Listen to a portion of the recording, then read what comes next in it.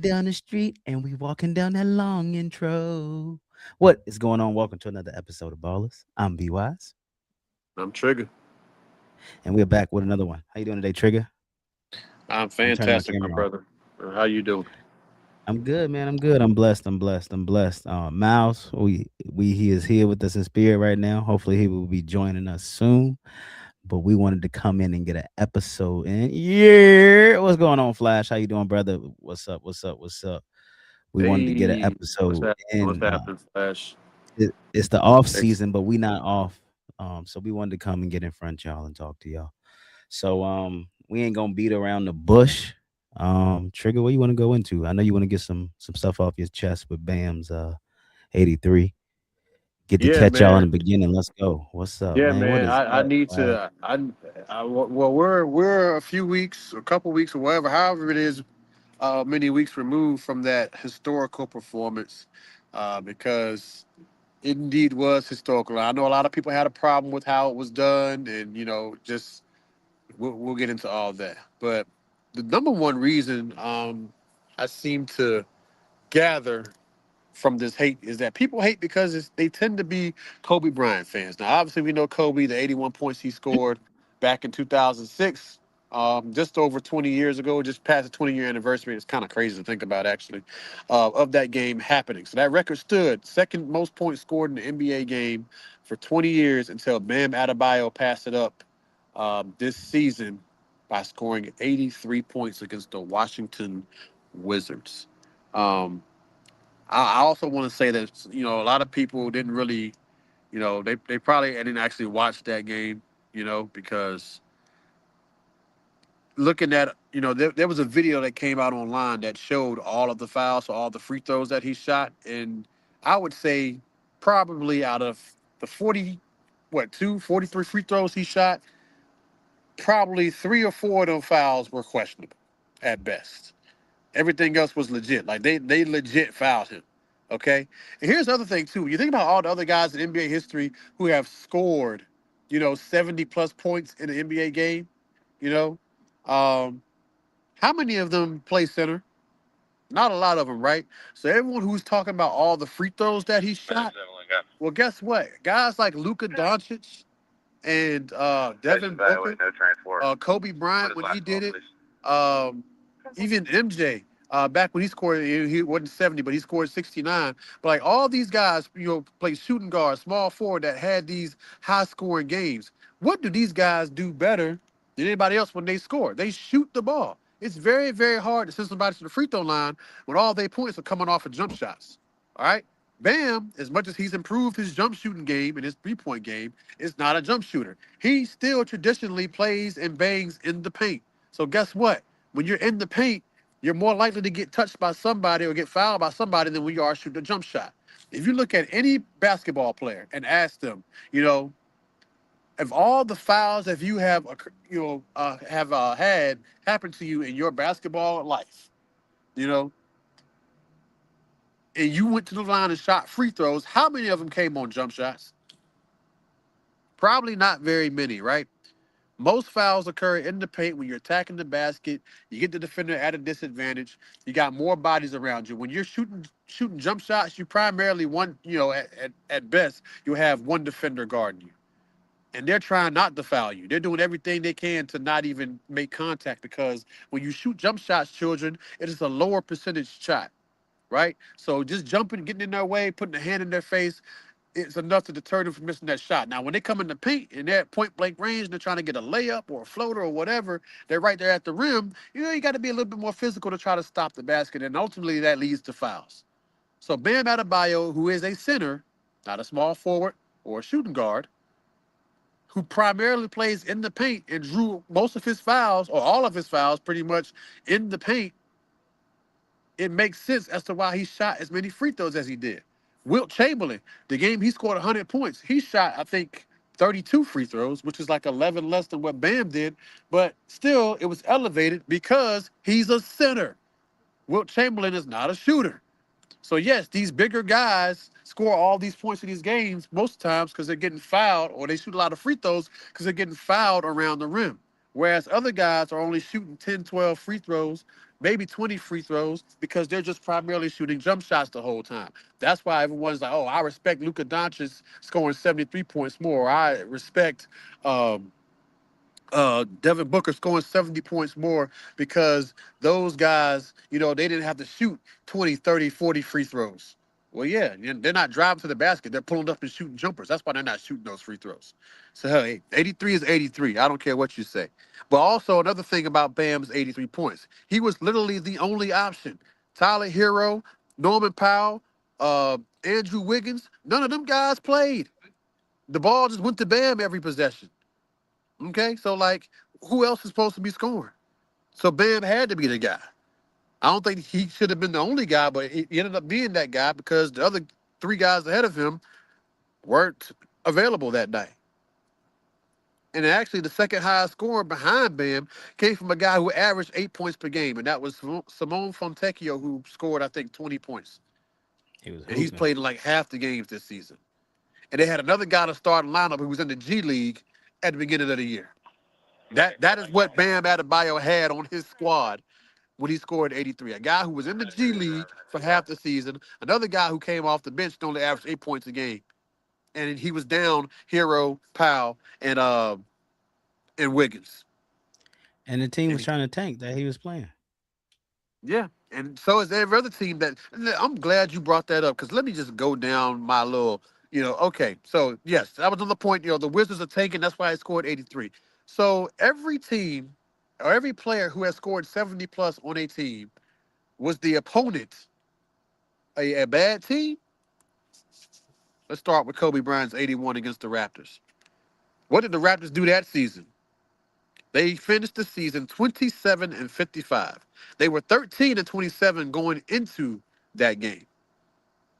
Joel Embiid scored 70 against the Spurs. The Spurs finished the season 22 and 60. They were 8 and 34 going into the Joel Embiid 70-point game. Damian Lillard scored 71 against Houston. Houston finished the season the same record as the Spurs, 22 and 60. The Rockets were 13 and 46 going into that game that Lillard scored 71. Devin Booker, he might be the only person who scored 70 plus against a team and his team lost. And they lost to the Boston Celtics back in 2019, something like that. But the Boston Celtics were the number one seed that year. They finished with a record of 53 and 29. They went all the way to the Eastern Conference Finals that year and lost to the Cavs. So I think this was actually 2016 or 2017. Whatever year they lost to the Cavs, went to the finals and or the Cavs went to the finals and won, I think. Or I don't know. It was That was 2016, 19 2017. on it or Maybe it 16. was 19. I can't remember. It was somewhere in there. But Devin Booker was the only one that scored 70 in a game in recent memory, and his team lost. But they lost to a really good Boston Celtics team because they like I said, they won the East that year, or they didn't win the East, but they had the best record in the East and went all the way to the Eastern Conference Finals before the Cavs knocked them out. Lucas 73 against Atlanta. The Hawks finished the season 36 and 46 and got eliminated in the play-in. And they were 18 and 26 heading into that game when Lucas scored 73. Let's take it back even further. 2012, LeBron versus the Bobcats. Then they weren't the Charlotte Hornets yet. The Bobcats. He scored a career high 61 points. The Bobcats were 27 and 32 going into that game. They finished the season above 500. They got the number 7 seed in the playoffs, and they played Miami coincidentally in the first round and got swept. Jordan 69 versus the Cavs back in 1990. The Cavs came into that game with a 32-36 record, finished the season over 500. Same thing as the Bobcats, number 7 seed in the playoffs, but they lost to Philly in the first round. Bam's 83 against the Wizards. The Wizards were 16 and 47 going into that game. And after they lost, of course, they were 16 and 48. But the Wizards' record going into this game was actually a lot better than like 3 of these teams from the guys that I just mentioned beforehand.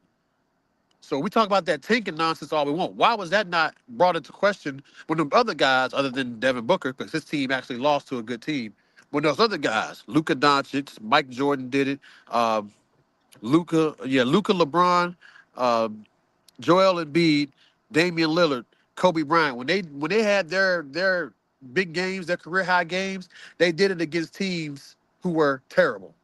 But nobody had anything to say about that until Bam did it against the Wizards. And the Wizards, like I said, were better off than some of those teams: the Spurs, the Rockets, um, the uh, the Raptors. So the whole tanking argument, like I don't, yeah, no, no, no, thank you. Now the only thing that I would disagree with about Bam's 83-point game is I don't agree with the team intentionally fouling to try to get Miami more possessions. I didn't like that. That's the Yeah. only complaint that I have. But everyone else who was acting like, even professional basketball players who were acting like, oh, they were trying to get Bam the record or whatever, and they weren't playing real basketball. Blah. They would have did the exact same thing if they were in that boat, if they were in Bam's shoes, or if they were in his teammates' shoes. I don't know why they even front and try. If you got a chance to chase history and put your name in the history books, like you're gonna do it. Okay, you're gonna do it. You just are. Every athlete that has a chance, they're aware. They're aware that there's certain records that stand out there. They're aware when they're getting close. Like somebody's keeping tabs. In this day and age with social media and the internet, like people know stuff, and people know more than they did back then. So they're definitely aware. And they're going to do everything that they can in their power to go out there if they can make it happen. If they're within reach, like Bam was at 70 points with like 9.5. You really think they was just going to sit there? Oh, let's just play and see. No, we're going to do everything that we can to try to get this man to break that record. Hell, he had a chance to score 100 with that more time left. So like, I don't. Everyone talking like they're so righteous and they're so moral. Like you would have done the same thing. I don't want to hear it. So everyone who's picking and making fun of this and saying it's not legit or whatever, just shut up. You didn't watch the game. They were legit fouls. He shot as many free throws as he did because he's in the paint. He's getting hacked in the paint. He's not just shooting jump shots the whole time. Like, just go back and look at the video evidence. And then go back and look at all those other games and all those other guys that I mentioned that scored 70 plus and all the teams that they played. And you go and tell me if there was any different than what Bam did. Only reason that people hate Bam is because it was Bam Adebayo and not somebody that is known for scoring the basketball. Like people don't look at Bam as a scorer, so they don't respect. Like, oh, Bam scored 83. Like what? Really? Like they're mad at that it's him. So I don't know. I don't have really anything else to add. I just want to get it off my chest. I'm just very disappointed in some of the basketball fans and some guys who played who were very critical about it. Like I said, I get it if you were critical about them intentionally fouling to give them more possessions. I didn't agree with that. But outside of that, like everything else they did, making sure that he got the ball every play and like go get it, go break the record. Like I'm all for that. I would have done the same thing. So, boom. I think it's funny when a player does what everybody wants them to do, go take over a game and don't be stopped and shoot every shot. Nobody likes it. Yeah, I It's don't get like, it, man. It's so backwards. It's so backwards. And the fact that Bam, he should be celebrated more because he's not a great shooter, not a great scorer. So for him yeah. to score 83, like, that was probably harder for him to do. I know it didn't look that way, but I mean, they would double and triple teaming him too. Like they wouldn't just letting him run to the basket wide open and like it was. I you can't make it up, man. The video don't lie. But people like to twist narratives and still make it into what they want to make it into because they're upset that it was a certain player or it wasn't a They're certain not player. upset. That's how you get attention. That's how you get clicks. That's how you get paid, Trigger. Yeah, but and then another thing too, everyone thought just because he scored 83 points, that put him ahead of Kobe. Like, no, it's in terms of like, oh, Bam's better than Kobe. I'm like, seriously, dude, y'all I let didn't people have one game and you think all of a sudden that people out here think he's better because he scored more points in the game than Kobe ever did. Like, no, come on, guys, it's just a one off. Everybody's picking Kobe Bryant over Bam Adebayo if they're going to start a team. Like, that's just that's where just we what it are is. today. That's where we are today. Like, Like Bam ain't no, even the I don't greatest Heat player of all time. Like, come on now. what you think? Oh, let's now you said that. What you think about the James Harden and Dwayne Wade debate and fighting? I know we going off way Oh offline, no, no, but no, you good. I mean, I'm kind of glad you brought it up because I forgot about it. But I mean, I didn't have a lot to say about it honestly. But when it you comes know to my D thoughts. Wade and Harden, D Wade to me is the third best all time shooting guard that's ever Why played the you game. keep telling us lies, Trigger? I'm not telling them lies, He man. is And the and best shooting guard to play the game. everyone is looking at Dwayne Wade and James Harden and saying, James Harden's a better player because talent wise. he's a better, he's better shooter, better all He around player. ain't. And I give him that. James Harden's all around numbers are like he is a better rebounder, he's a better passer. He's a better scorer because he had that stretch when he was in Houston, man. I mean, he 35, 36 points a game. I mean, he was making it look easy. But D Wade, Any I year think was Harden. better. I think D Wade was a better. I would take D Wade over that because D Wade was a better team player too. And people forget D Wade sacrificed a lot. Them 4 years that LeBron was there, when Yes, he he could have did. really been on, because D Wade should have been the league MVP in 2009, the year before LeBron showed up. Like his numbers were that good. If D for Wade whatever reason, sacrificed his prime for that. for, I'm for not saying. whatever reason, he did not win MVP that year. He got robbed of an MVP, and that should have been his year. Go back and look at that year. Look at his stats and compare him to the guy who he lost to, and you tell me who should have been MVP. But anyway, that's neither here nor there. We've had other debates or other close races and controversies in the league. Like the year Steve Nash won, and everyone felt Kobe should have won it, and I agree with that one. So we've had that, and that was the one that D Wade should have had though. And like you said, the next 4 years after that, he sacrificed. He was half the player because he had to split between Bosh and LeBron when they came to Miami. That championship run that made those 4 years that they were together. So really, his numbers could really be a lot better. With James Harden, and James Harden in the playoffs and the clutch, you know, absolutely you're not taking him over D Wade. So to me, it comes down to, you know, the body of work and championships. You know, Allen Iverson doesn't get the full credit that he deserves because he never won a championship. Great He player, should have. like James Harden. He Maybe took you that compare team to those one two though. guys a little bit more. If you want to talk about who's a better shooting guard between Harden and Iverson, I think you get a bit of a stronger debate. But if we're just But talking do we about call Harden, Iverson a two? if we're talking, huh? Do you call Yes. Iverson a two? A Yeah, true he's a two? shooting guard. He's a shooting guard. He wasn't a point. He's a shooting guard. I know I, he was ball dominant, but he's technically was a shooting guard. Aaron McKee, in those days in the yeah. '60s, he, that was their point guard. So, but yeah, AI. If you want to AI and Harden, you can debate that all day long. But when it comes to D Wade and Harden, I don't think it's a match, man. I think they're two different animals, two different breeds, um, two different careers. Harden, everything is individualized with Harden. When it your stats, yes, but if I had to choose between the two of them, Harden in his prime, D Wade in his prime, I'm taking Dwayne Wade. So Absolutely. I'm getting him, Every day of the week.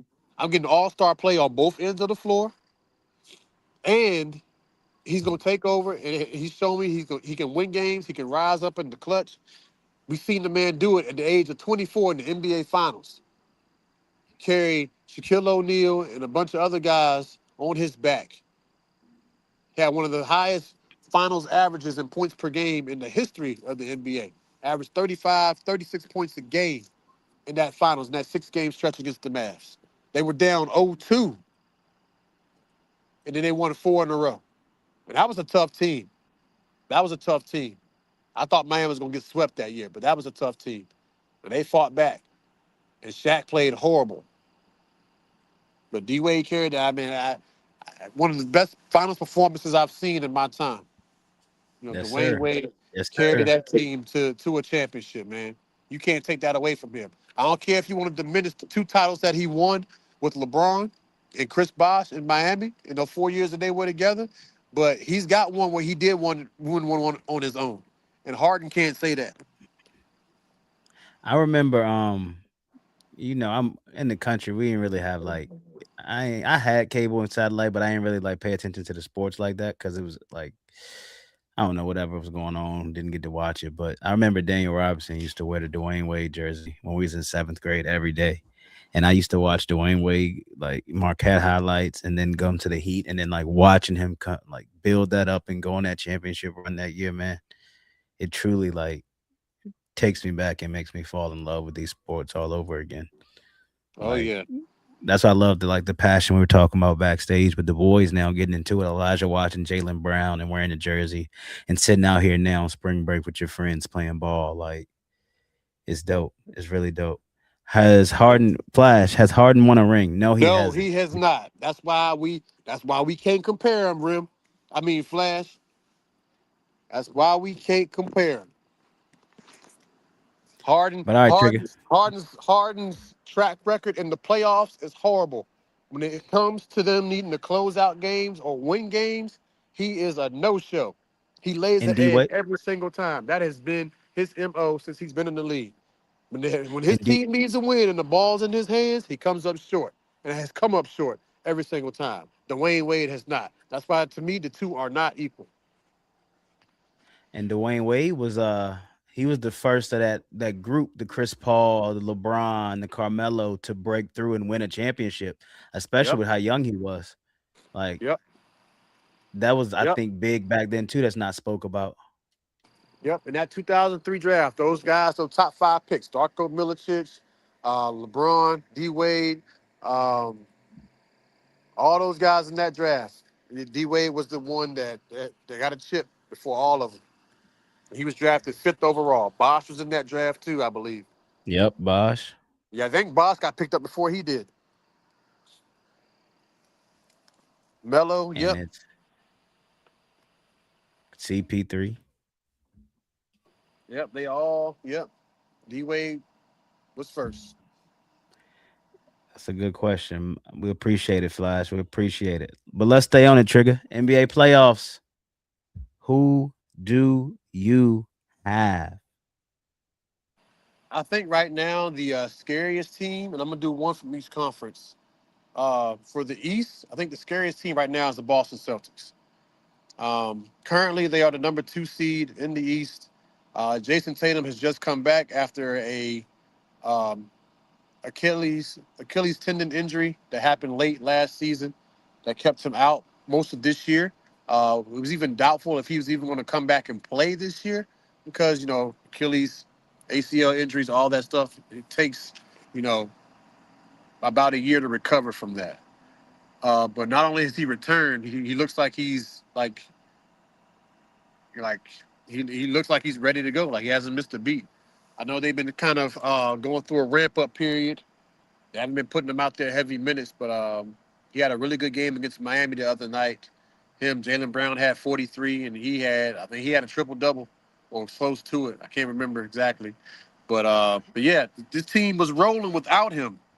People, they've been a top three seed in the East, not all season, but they kind of just slowly ascended up into that spot, and they've stayed there largely due to the success and the play of Jalen Brown, who has certainly looked like a number one option in Tatum's absence. So I think a lot of people out there who have been doubting Jalen Brown, or I need he's a Robin, he's not really a Batman type of player. Like we finally got the chance. That was the only good that came out of Jason Tatum's injury.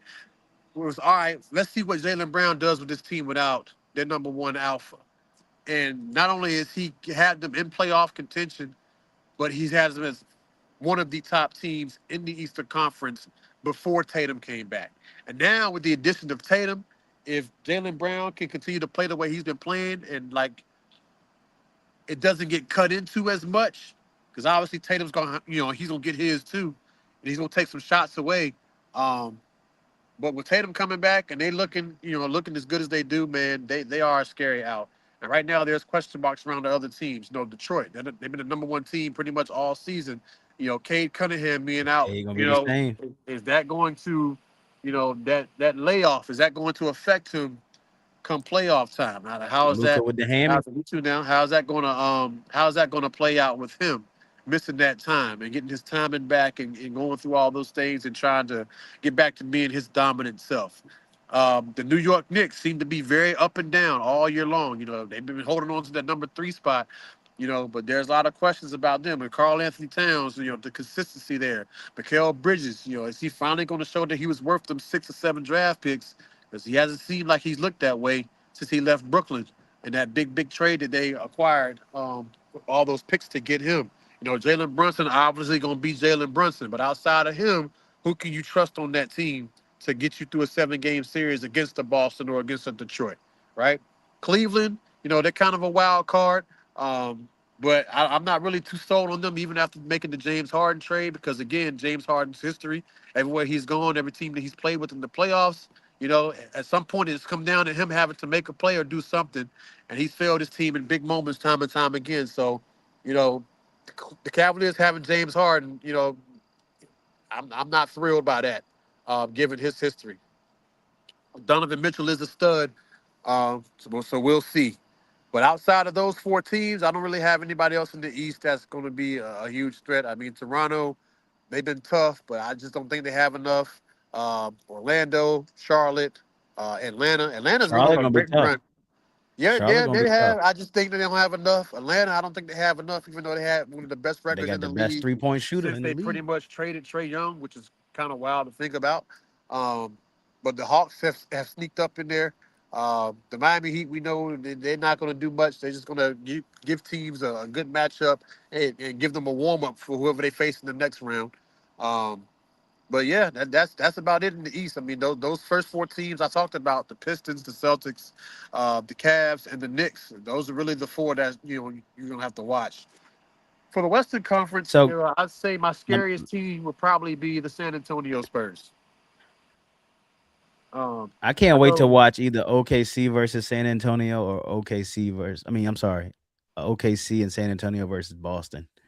I think those would be good series. But I'm sorry. Go ahead, Trey. it would be, but the Spurs, man. I mean, first of all, they're the only team in the league I think outside of maybe the Rockets. I forget who else it was, but they have OKC's number.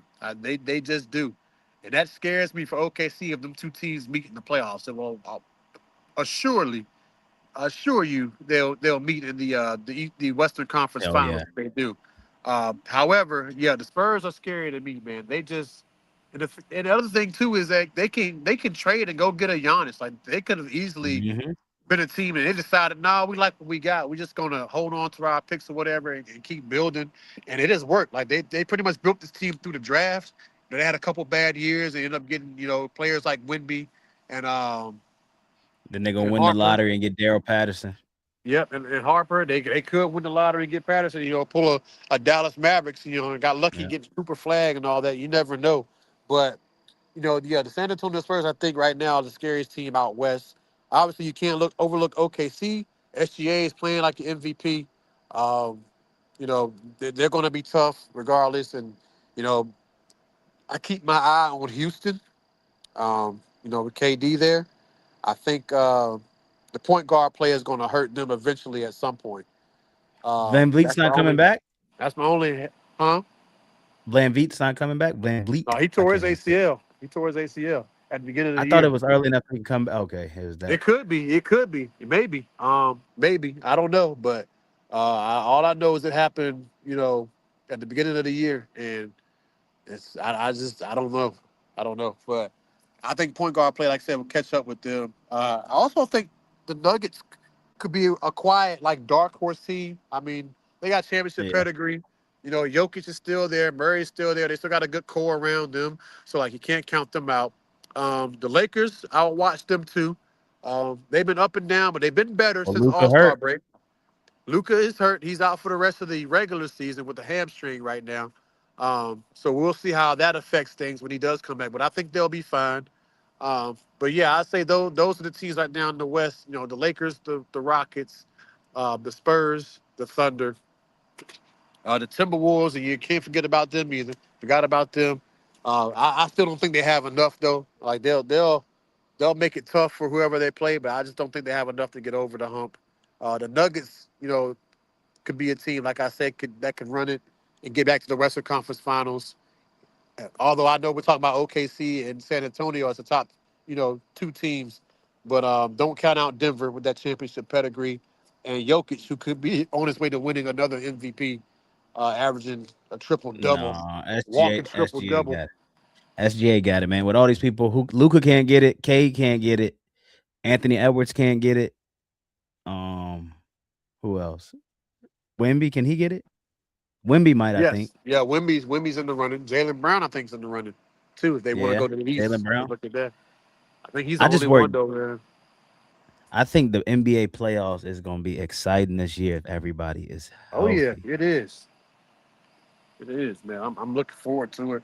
But yeah, you got top four, top five teams in the West. You got the top four teams in the East. Those are the guys you want to watch. Like I said, the scariest team right now to me in the East is Boston, and in the West, San Antonio. Both of those teams have legit chances at being champions by the time all of this is said and done. Oh, they got us matched up with the Magic in the play-in right as of right now. We ain't beat the That's Orlando a Magic. L. We ain't beat the Orlando Magic one time this year. L. We 0-4, L. 0-5 against them, whatever it is. L. Lost every game. I don't expect that That's to a L. change. Too. So, yep. What we got next? Elyard. Elyard. Elyard. And we got an Elyard for the Heat next. Where you want to go? NFL, Final Four, Yankees. Let's do NFL real quick. Who are you hoping? I know the Carolina Panthers have 19th pick in the draft. Who are you hoping is on the board that will realistically be there? I don't want you to be like, oh man, we're gonna get Ruben Bain Jr. or Avril You know Reese I'm a realist, Trigger. I'm a realist. I told y'all the or Panthers was going to the Jeremiah playoffs last year. Love. You gonna get Mendoza to come back up, Bryce or something like that. Like who do you think that will legit be on the board around that pick that you would like to have for your Carolina Panthers? Well, it depends on what y'all doing because y'all talking about moving up, and I think y'all moving up for Arvell Reese or Sonny Styles. But I hope so. if y'all going to three or they said David Bailey, but I think you can get David Bailey a little bit lower. But for us, who I really, really want to be right there, a lot of people are talking about Kenyon Sadiq. A lot of people are talking about Makai Lemon, Jordan Tyson, Casey Concepcion. What I really want right there is the Eneman.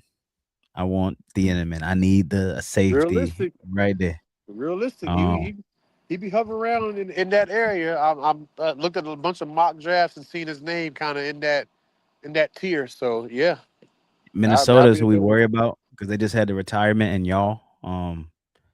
But I really want him. I want him, and then I want Jacob Rodriguez in the second round. But we're gonna have to move up. So what I wouldn't be mad at if we moved back from 19 to like 25 to 27, and if we had to get an Avion Terrell or Keontae Scott, something like that too back there, and then we can come up in the second round to get a Jacob Rodriguez. We got options. I just feel what we did in the offseason and free agency, we have options. We don't have a real hole that, hey, we need somebody that we know is going to start right here day one. We have a team of players that if we got a free safety that could just sit there and play ball like Thieneman, I feel really good about our defense, especially with Jalen Phillips, Nick Gordon, Princely, Derek Brown, Tershawn Warden. Ashawn is gonna be a big hole, I think. But I think with the how deep this defensive interior line draft is and the linebacker draft is deep, I think Carolina's needs are falling in a perfect time in a draft year. What about you? There's so many names I feel like that could potentially be available because we got two first round picks. We got the 12th and the 20th pick. I seen something online earlier today saying the Cowboys could potentially move up as far as the number three. There was a rumor Yep. going around that they were talking to the Arizona Cardinals who were looking to Yep. trade back, and that Dallas could be potentially moving up into that spot. And if they do, in that spot, I would love to see them get either Sonny Styles at that spot or Caleb Downs. One of those two guys. I wouldn't even be mad at I one of think the you can edge get Caleb rushers. Downs at 12 though. Do you don't think so? I don't know if he would. I don't know if he would make it that far. I don't think he's gonna make it that far. Um, all the mocks that I've seen had him going in, the top five, top six picks. Um, So yeah, but you're right. if we trade up, it's got to be one of those two guys, or one of the edge rushers, Reese or Bailey. But if not, if we stay at 12 and we stay at 20, and at 12, I like to see us hopefully see Ruben Bain Jr. from Miami fall to that spot. There's been a lot of mocks that had him going in the top 5 or 6 too, but there's also been some that had him going in like the early teens. So if he's around, I would love to snag him and plug him in on the other end of our line. Um, if not him, then maybe the cornerback from Tennessee. McCoy, who just had his pro day on the 31st, Yeah, he a and dog. He a dog. everybody was trying to wait and see how he was going to look after he sat out last year with the ACL injury. And man, he put up some good numbers, so his value is up there right now. He is a top 10, potential top 15 pick, so he I could be think hovering around. Definitely, I think cornerback is one of our big needs. I'd like to see us draft a cornerback.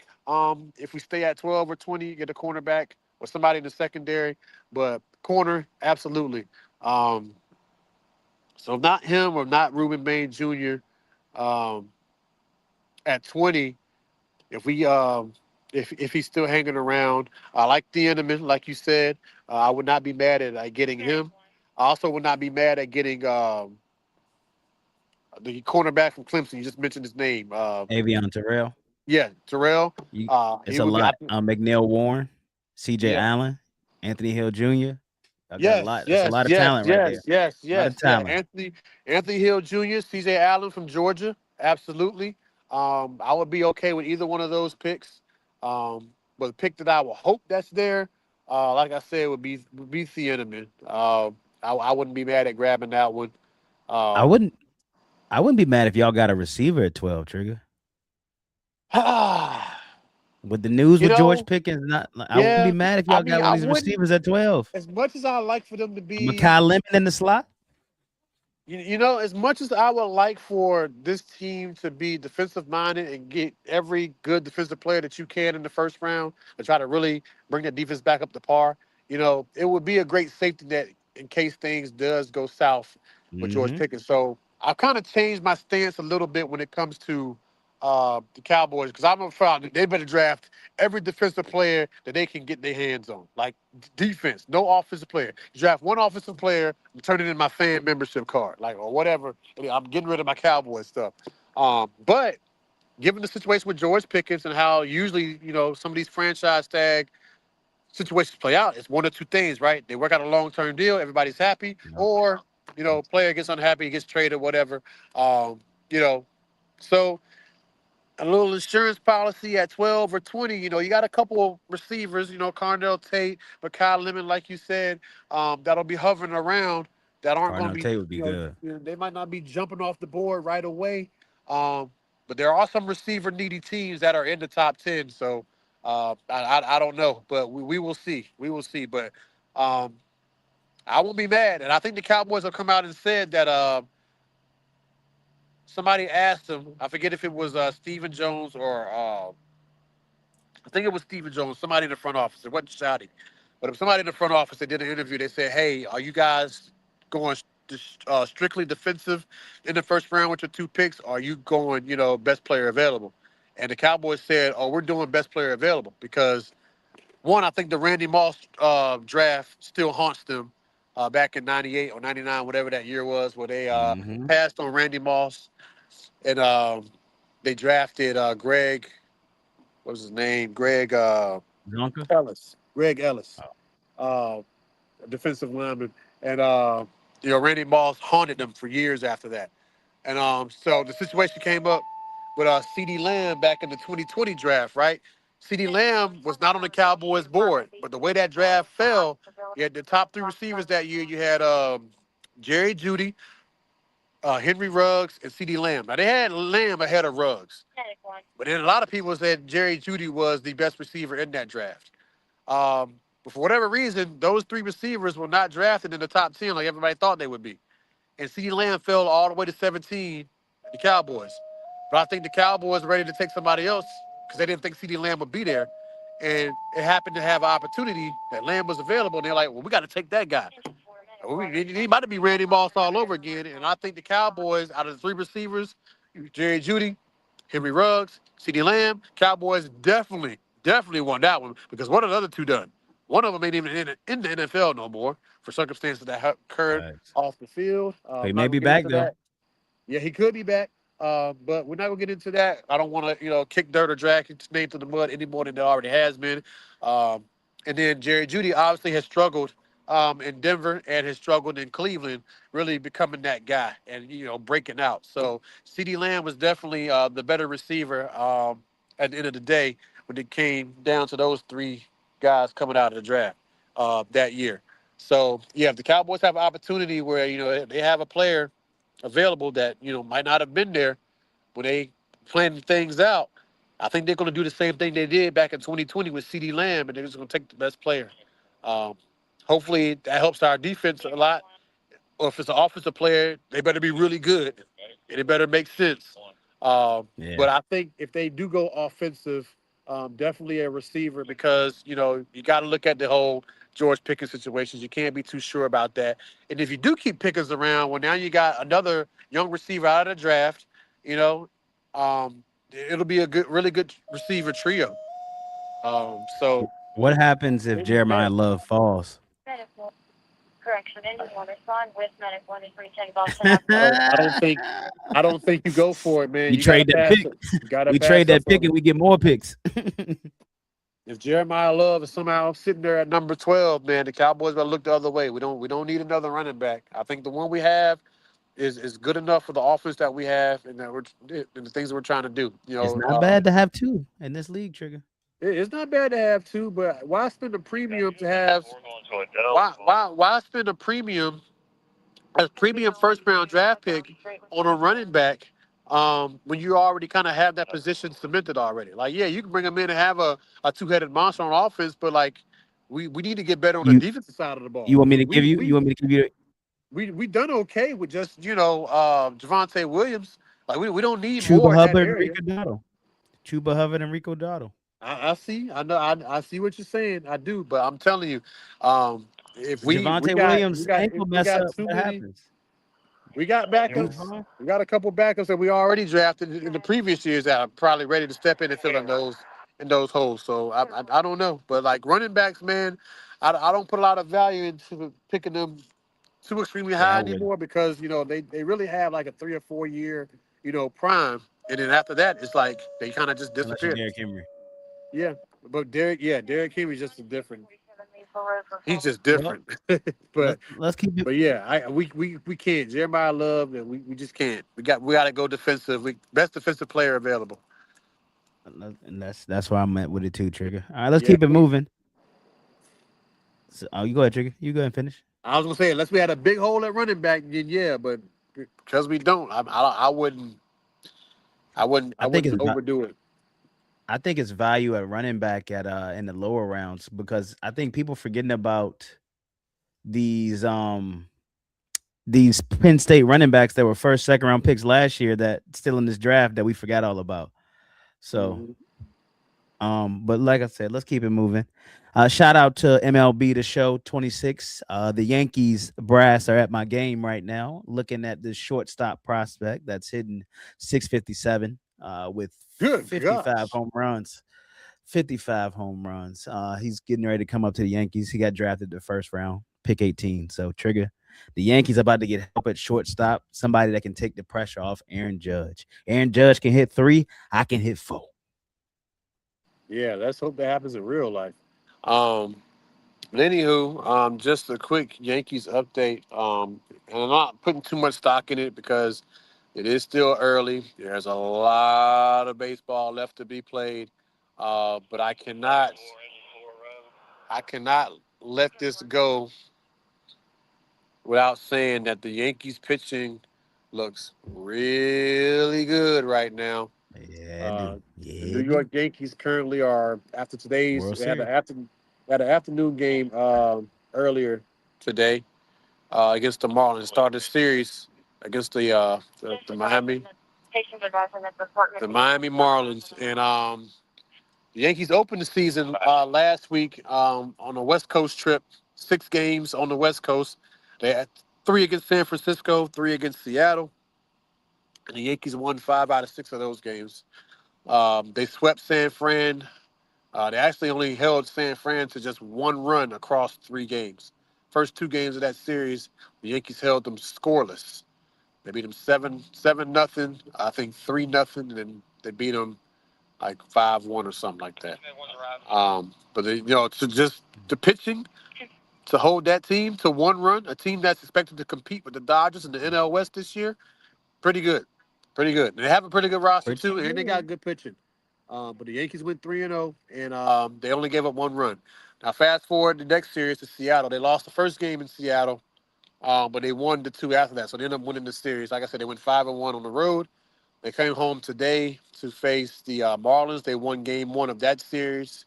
Aaron They Judge won. first bat.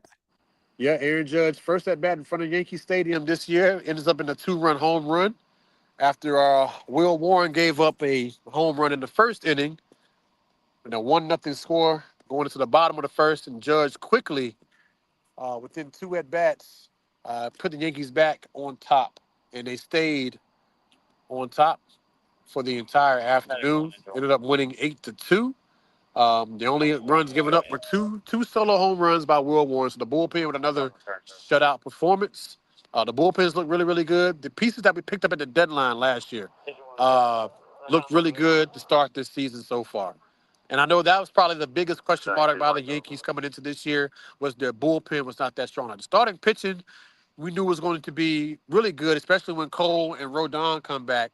However, the fact that them two are not in the lineup yet, and we're getting what we're getting from Max Fried and Cam Schnittler and Will Warren, even Ryan Weathers, the one game the Yankees lost, they only lost by one run, and he only gave up 2 runs. Like you can't do much better than that. The offense, just didn't show up that game, so you can't really blame the pitching They there don't got to when they rush held back. when they They held can the settle in. winning team to just 2 runs. Yes. Uh-oh, hold on. Uh-oh. Medic 7, respond to 2134 Lakeside Drive, Westford Trailer Park, Lot 412 for traumatic accident, Alpha respond. All right, I'm good. But anywho, so yeah, the starting pitch has been really good. So I can only imagine when Cole and Rodon come back, one of those guys between Will Warren and Ryan Weathers. It'll probably be Ryan Weathers. Will get Lewis's spot in the lineup, and will have to come out of the bullpen because they're going to have. Out of service for East I actually don't have to pull 2 guys out because Luis Hill is down in the minors right now because the Yankees are only on a 4-man pitching rotation, given how the schedule laid out to start the season. They had a couple more off days, so they kept the rotation Yeah. at 4. So the guys were still pitching every 5th day. But anywho, with Luis Hill coming back up, that'll give you 5, and you got Rodon and Cole. That'll be 7. Clark Smith's also coming back. It'll probably be in the summertime. That's 8 starting pitchers right there. So 3 of those guys will end up in the bullpen. I'm telling you, that's scary to think about. But also, injuries, part of the game. Yeah. So hopefully none of our pitchers have any crazy injuries that'll keep them out for a long period of time, and that they all can stay healthy. But even if they don't, I mean, we got a bunch of guys, a bunch of starters who will be pitching in the bullpen once a few more starters do come back. And it's going to be it's a good problem for Aaron Boone and company to have because it's like, I got all these guys. Like, who do I put in the rotation? Who do I put in the bullpen? And when do I bring them up? When do I bring them out to pitch? So that's a good problem to have. You can never have too much pitching. That's what they always say with baseball, and the Yankees are a living, walking display of that. Not only the guys on the roster, but they have guys down in the minors that are pretty much league ready. Like I see Elmer Rodriguez and Carlos Legrand. Like those 2 are freaking demons. Demons. Like Legrand 103. 103. That's Like crazy. easy. That's bullpen special. He could potentially be in the bullpen later in the season. Like there's a legit chance that he may be an option. So like I would not be surprised at all if the Yankees called him up to come in and pitch an inning, to get out of an out or something. Yeah. Towards the end of the season when the games get close or even in the playoffs. But yeah, look out, man. We got pitching coming up in the minors that are pretty much league ready. We got guys on the roster right now who are doing their thing. They've been pitching very well, and I see why now Yankees fans are mad. Why did they go out and get another starting pitcher with Cole and Rodon starting the season on the IL? Like clearly they knew something that we didn't, and basically we're seeing it. They said they really like their pitching, and hey, I believe it. I've seen it with my own eyes how good this team has looked from a pitching We'll check standpoint. we'll check back after 4th of July though and see, Yeah. and Like I watch said, the ebbs long and season, flows. long season. There's lots of ebbs and flows. The only thing that I ask of the New York Yankees is to avoid that June wall. The last Yeah, 2-3 years, the month of June, July, the summertime has not been nice to the Yankees. You think about this though. Last year, these guys were playing pretty much like 500 baseball or under 500 baseball for 2 months, and somehow still were able to be. They had the second best record in all of baseball and was tied with the Blue Jays for the top overall record in the American League. And this is when they had pretty much forgot how to play baseball for 2 months and was able to do that. So the talent is there. The talent is there. talent. They gotta find a way to avoid those lapses in the summertime and find a way, the pitch is on and they forget how to play baseball. They forget how to hit. Or they're hitting and then they forget how to pitch. Like they gotta sustain more in the summertime. Like avoid the losing streaks, avoid the lulls. I know everybody goes through slumps, but somebody needs to pick somebody up. We gotta yeah. It's just if they can avoid that, I think they will be the number one team in the American League this season. Obviously they stay Oh, healthy as well. oh. Because it easily could have been. If they had won just 2 or 3 more games in those, I don't know, uh 40, 50 something games that they played, and they lost like 60%, 70% of them. Like, yes, like they easily could have won 100 games last season, but they Yeah, won 94. They were 6 games short of winning 100. If they just played a little bit better in those 2 months, number one, easy. And if they stay healthy and the pitcher can do what they've been doing, and the bullpen can erase that question mark and be a lockdown bullpen, forget about it. Yeah, I like what I see so far. Aaron Judge has struggled largely through this 6-1 start, which is kind of crazy to think about. Like he hasn't even got going yet. He's only got 5 hits through the first 7 games, and 3 of them are home runs. So like he yeah. hasn't A really lot of been people. he hasn't really been doing Um, that well. The guys around him have been picking him up, and the pitching has been really good. So it's allowed him to kind of find his groove and get into a rhythm. And hopefully today he had 2 hits today. Um, Almost as many hits today as he had, in the prior 6 games combined. But hopefully today, after hitting that home run and then hitting that other shot later in the game, um, be what catapults him to get him going and getting him into a rhythm. So yeah, we'll see. But I like what I'm seeing so far from this team, man. They're playing really great baseball. And defensively, they look really good. No errors, no mistakes, no boneheaded plays. They've been running the bases well. They've been stealing bags. Um, they've been making double plays and not making it dramatic. I mean, they've been looking really good defensively, too. I know that's been the issue the last couple years. But they seem to have cleaned it up, at least to start.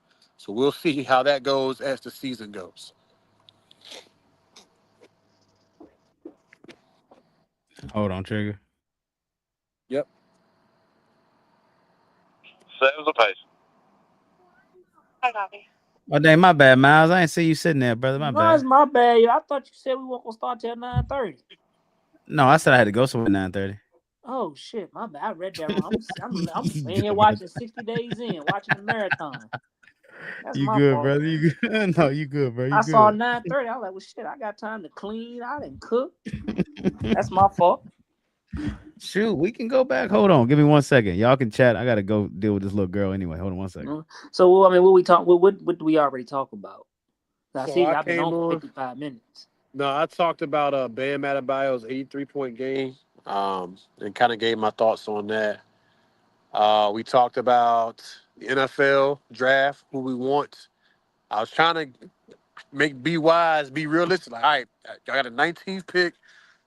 Who do you want that could possibly be hovering around, when that pick comes? I ain't want to say nothing crazy like Jeremiah Love or somebody. Mm-hmm. So we were giving our. But Jeremiah Love could fall. He not falling that far. Hey, Aaron Rodgers. Timeout. Does he have on a Carolina Panthers winning the division shirt? 2015. Yeah. Oh, okay. I'm about to say Okay. they giving out division T-shirts now. They do. Yeah, they do. They do. I forgot what I forgot what the slogan was this year. They do it every year. One like I keep ain't get it pounding though. or something. No, Keep it's like pumping or Nike something does it like for that. every division winner. You, Oh, you hating? You hating? You just mad because you ain't won a division in 47 years. But we won it um, 2 years ago? when the last time y'all went to the NFC Championship? '96. When the last time Mm. y'all won a Super Bowl? Tick tock, We've been, tick we've been, tock, tick we've been this tock. decade. When the last time y'all went to Super Bowl this decade? All right, but I said when. This decade. We've been around less than y'all. Y'all been around for 100 years. Tock, tick tock. How long did it tick, take y'all to tock. win a Super Bowl? Let's see. We were a franchise in 1960, and our first Super Bowl was in '77. It was before that, I thought. It was in the '70s when they won their. They won 2 in the '70s and then 3 in the '90s. Y'all from Midland, that's why. Trying to ruin my football career. But But who you want? All right, we can go back, Miles. We can talk well, NBA. We well, can go first back, I fellas. want to talk about Bam's 83 points. If y'all don't mind, like I said, I apologize, Go ahead. y'all. I read No, you good, Wise's bro? text message wrong. I'm sitting That here was my watching fault. 60 Days In the marathon, so this shit. I kind of actually want to do it now, but Watching all 60 days too. mm-hmm. But as far as Bam Adebayo's 83 point game, I commend it. 83 points is 83 points. But I feel like it was nowhere near the impact of Kobe's. For starters, Bam shot. I mean, I think when Kobe did it, they only won by 4. So he literally, I mean, he had to get every single one of those 81 points. Where Bam, they were just pretty much in the fourth quarter. They had the game won, and then he's just jacking up every shot. It was to the point where the Heat players were fouling on purpose so they can get the ball back. To me, it just wasn't as impactful as Kobe's 81.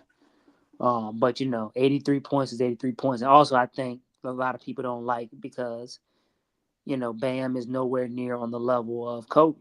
You got Wilt Chamberlain, who may be one of the greatest centers of all time, and then you have Kobe, and then you got Bam Adebayo, who might not even be a Hall of Famer.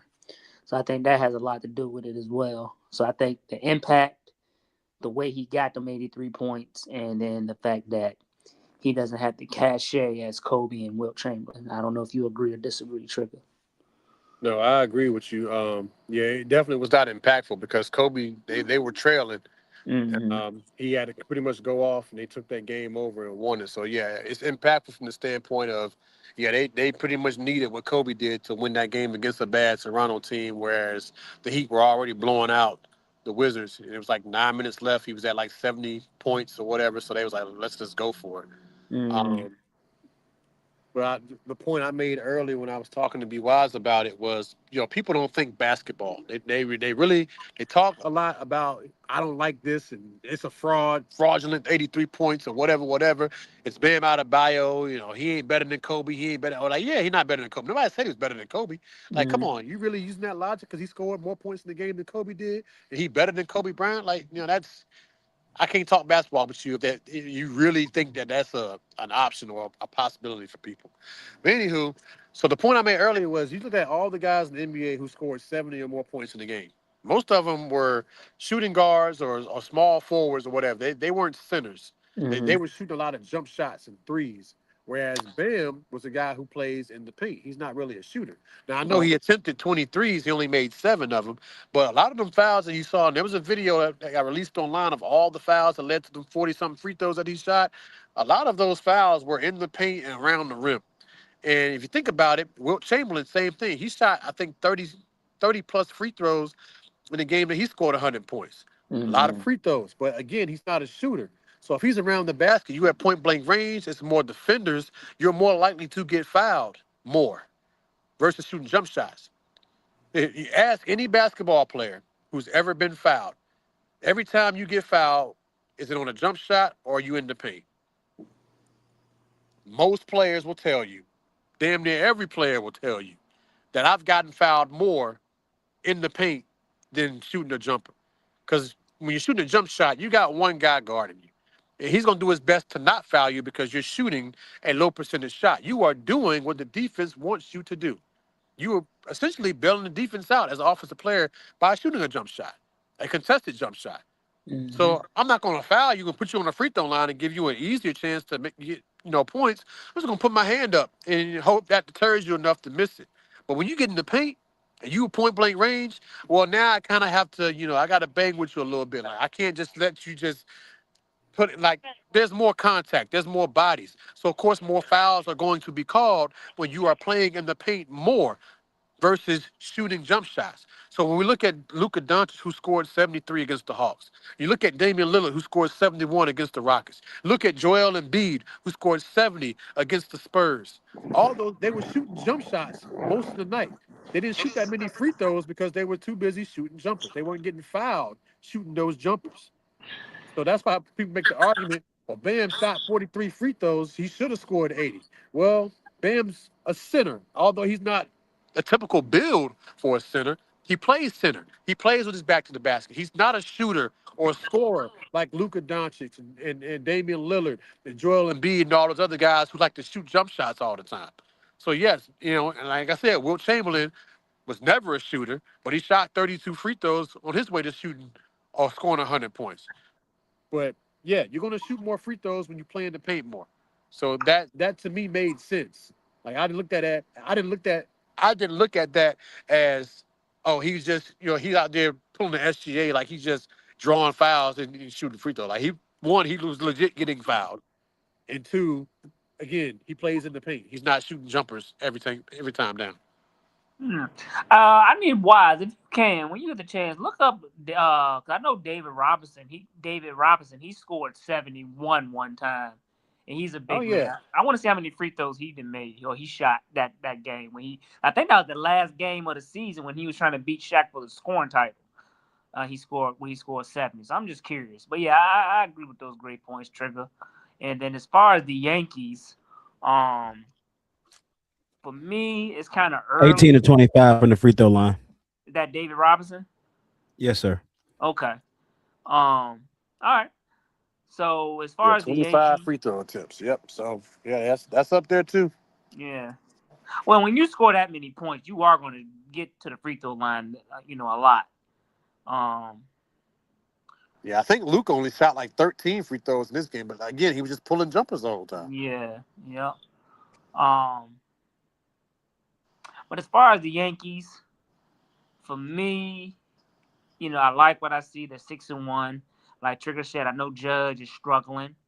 I think he always struggles early in the year. I think when May or June comes around, that's when he really picks it up. But I gotta wait and see till June. Last year they were on this historic run until late June came, and then they just fell apart. They backed into the playoffs.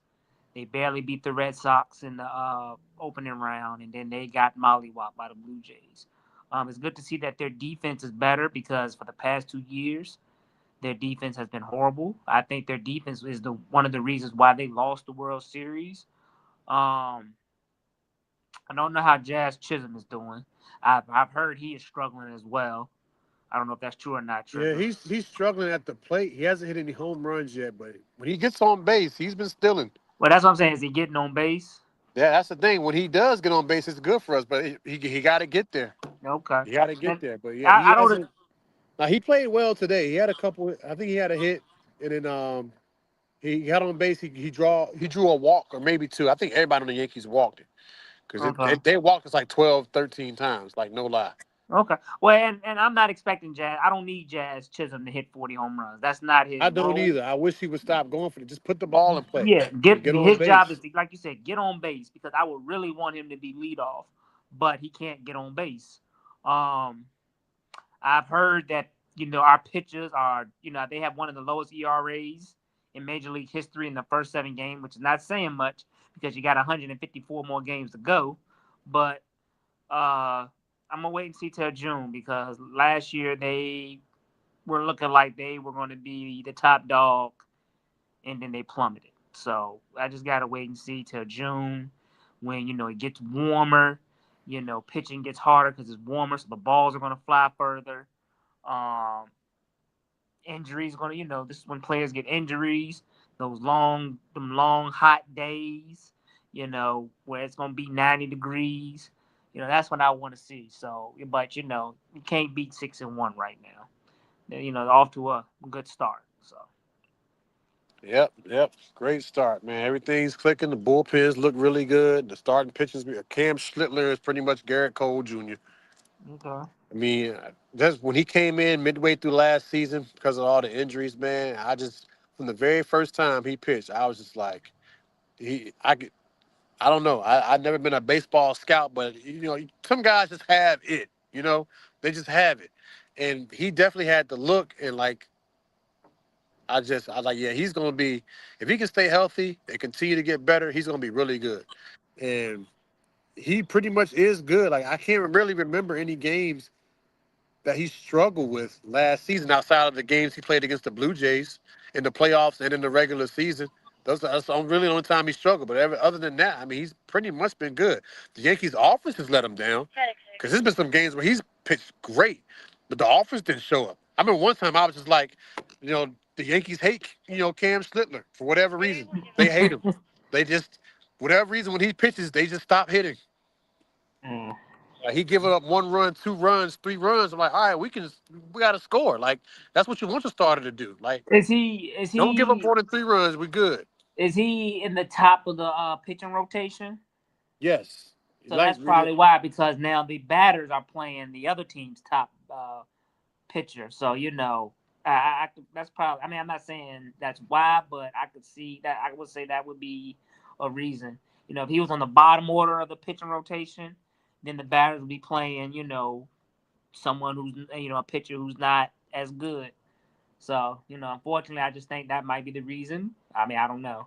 Yeah, he is the number 2 pitcher right now behind Max Fried, but he's definitely gonna get bumped down once Cole and Rodon come back. Cole, I guess it'd probably be Cole.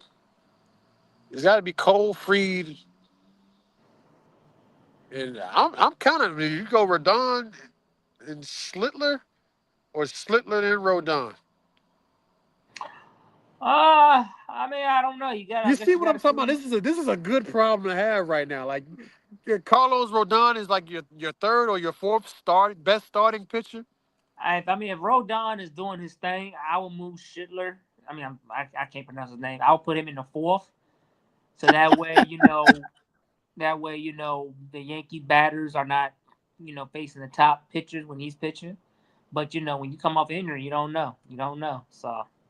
Yeah, I'd say it's a good problem to have right now. All these pitchers coming back, and like, man, where do I put them? They're all too good. You can't keep them all on the sideline, But yeah, I mean, right now it's Fried, Schlittler, Will Warren, and then Ryan Weathers, the pitcher we picked up from Miami back in January.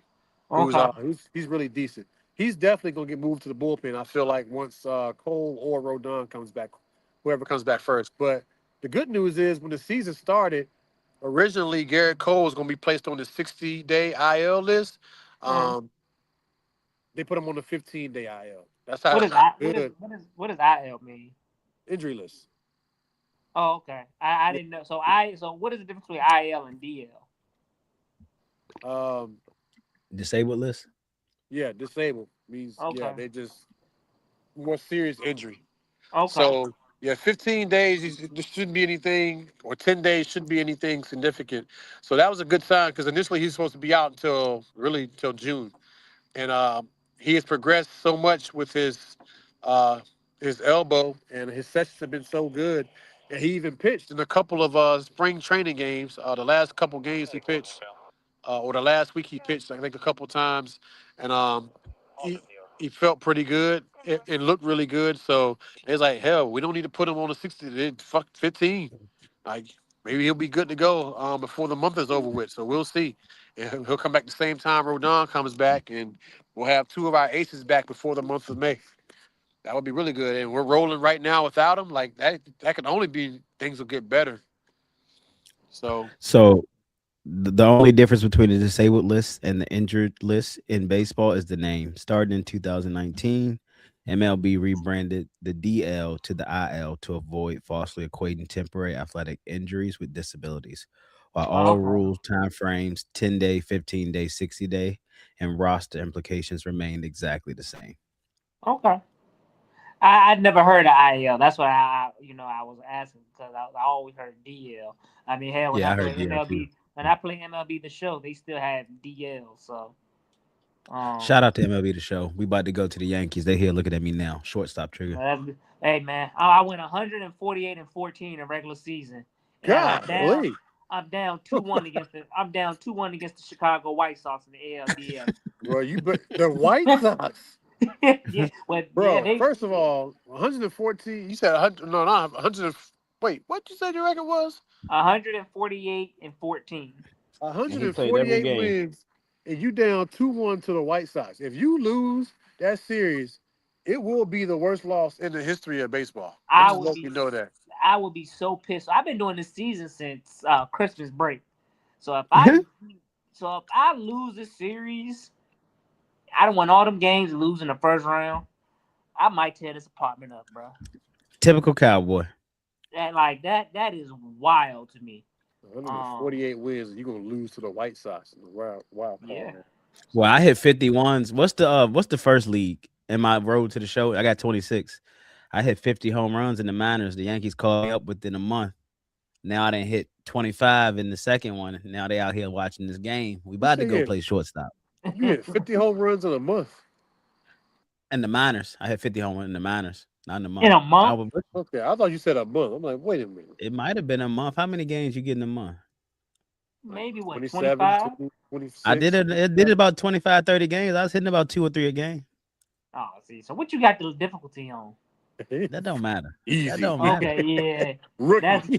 Dynamic. Dynamic. Look. He done plugged the other controller Dynamic. in. Ain't nobody playing. I got it on dynamic. Nah, ain't no way. Player 2 sitting there. Ain't nobody controlling the player 2 controller. He just plugged it in. Hey, look, I wanted to enjoy the game again. I got tired of hitting 250. I wanted to hit 650. It's a whole better game. Nah, I like a little more reality, if I'm pitching, I think when I did my road to the show, I think my career average was 338, which I mean is still high, but if I'm hitting 65% of my bats, something ain't right. All right, I'm only hitting 62%. So you hitting okay? Only 62. But you got to realize my pitcher though. I've been getting my pitcher. His ERA was under 1. I was getting to it with pitching, but I like hitting the ball better. Yeah. Oh, and I like Dynasty mode better than Road to Show because you get to. It's just I don't know. I just feel like you can do more with the Dynasty mode where you can involve all players, except for Road to Show is just your player. And when you're in the outfield, it's kind of boring because all you're doing is just catching a routine fly out. Yeah, that's why I play pitcher now with shortstop. This is my first time with shortstop, and I like it. Yeah. So, but we'll see. Giancarlo Stanton, he hit 79 home runs. Gleyber Torres hit 71. Aaron Judge hit 60. And Judge hit the least amount between them two. Because he was out. He got injured, so he was out for a couple games. So realistic. No, yeah, he was. I had a lot of injury problems. Luke Voit. I know this is 21, so a lot of these players don't even play for the Yankees. Luke Voit missed 3 months. He had a abductor injury, so he was out for 3 months. So I had that. Trying to find a first baseman was hard as hell. Huh? Oh, that's his radio. And then I finally called somebody up from the minors and found my first baseman. But by the time he was getting to the groove, Luke Voit was ready to come back. And I was like, well, fuck. So, but what else did y'all talk about?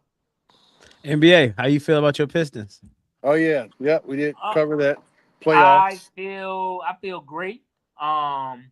When Cade went down, I was a little nervous, but they are showing a lot of resiliency. I'm proud of what I'm seeing. I am a little worried about Miami. Thing. You worried about man? What you worried about Miami for? When they are don't give them your worries. I'm just saying, but Trigger, you can't deny when they get into the playoffs, they cause damage.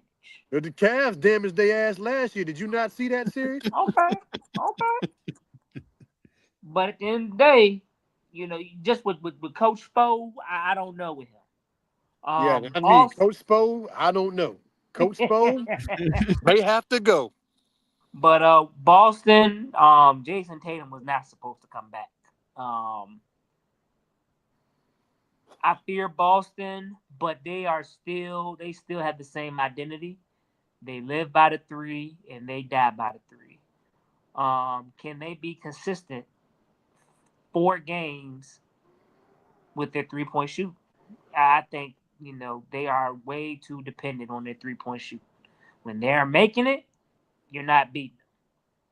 But you know when they're missing it, I mean, I think you saw it in last year's series against the Knicks. They did not hit their threes, and you saw what the Knicks did. So Boston, I like what Jaylen Brown is doing.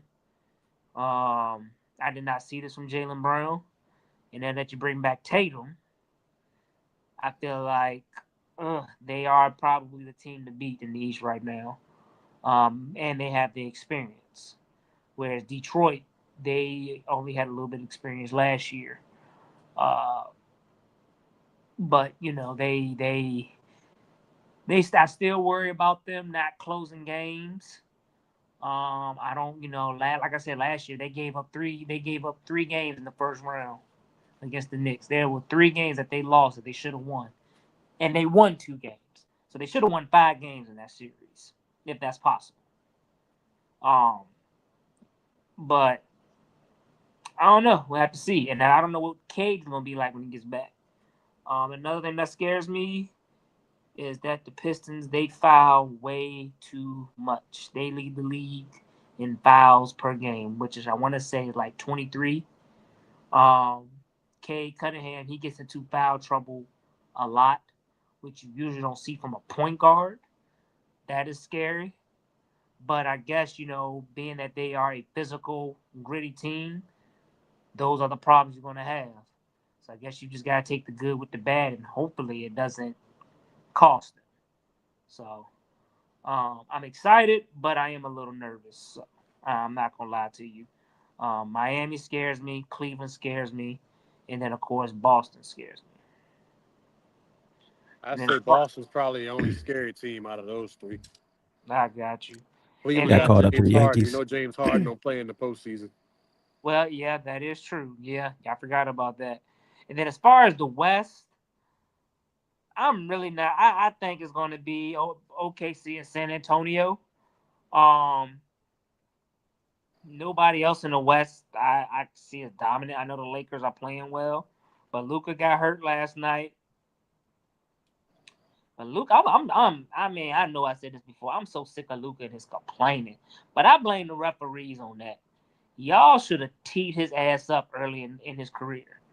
Now you didn't do it. Y'all didn't create this monster. He complains about everything. He complained about a call last night to where he didn't even get back on defense, and he gave up pretty much a layup. Um,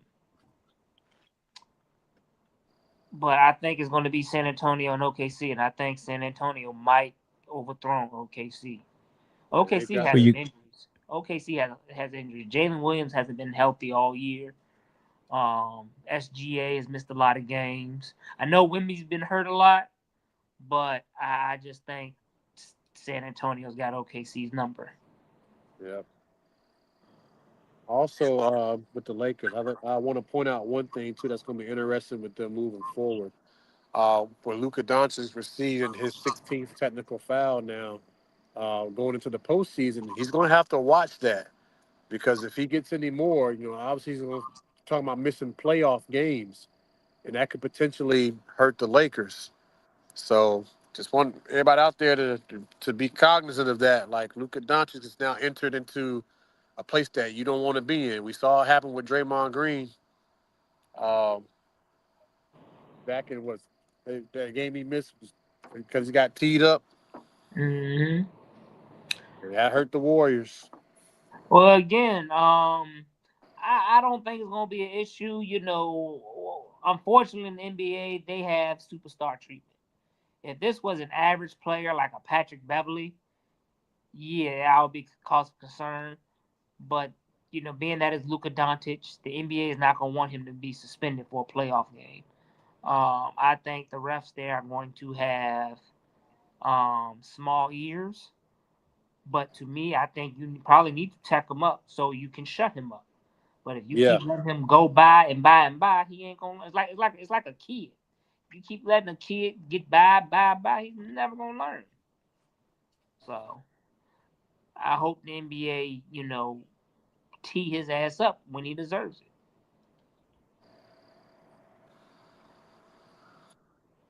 That's a fact. That's a fact. Yeah, I hope they do, but that's something to watch, though. There's something to watch. Shout out to the Yankees for making the call to your boy. First game. Speaking, I'm gonna ask you, Trigger, what do you think about the new challenging system? Oh, I love it. I love it. And I wish the NFL and the NBA would take notes because it don't take but 2 seconds. Then we NFL gonna get do back it on this with the year game.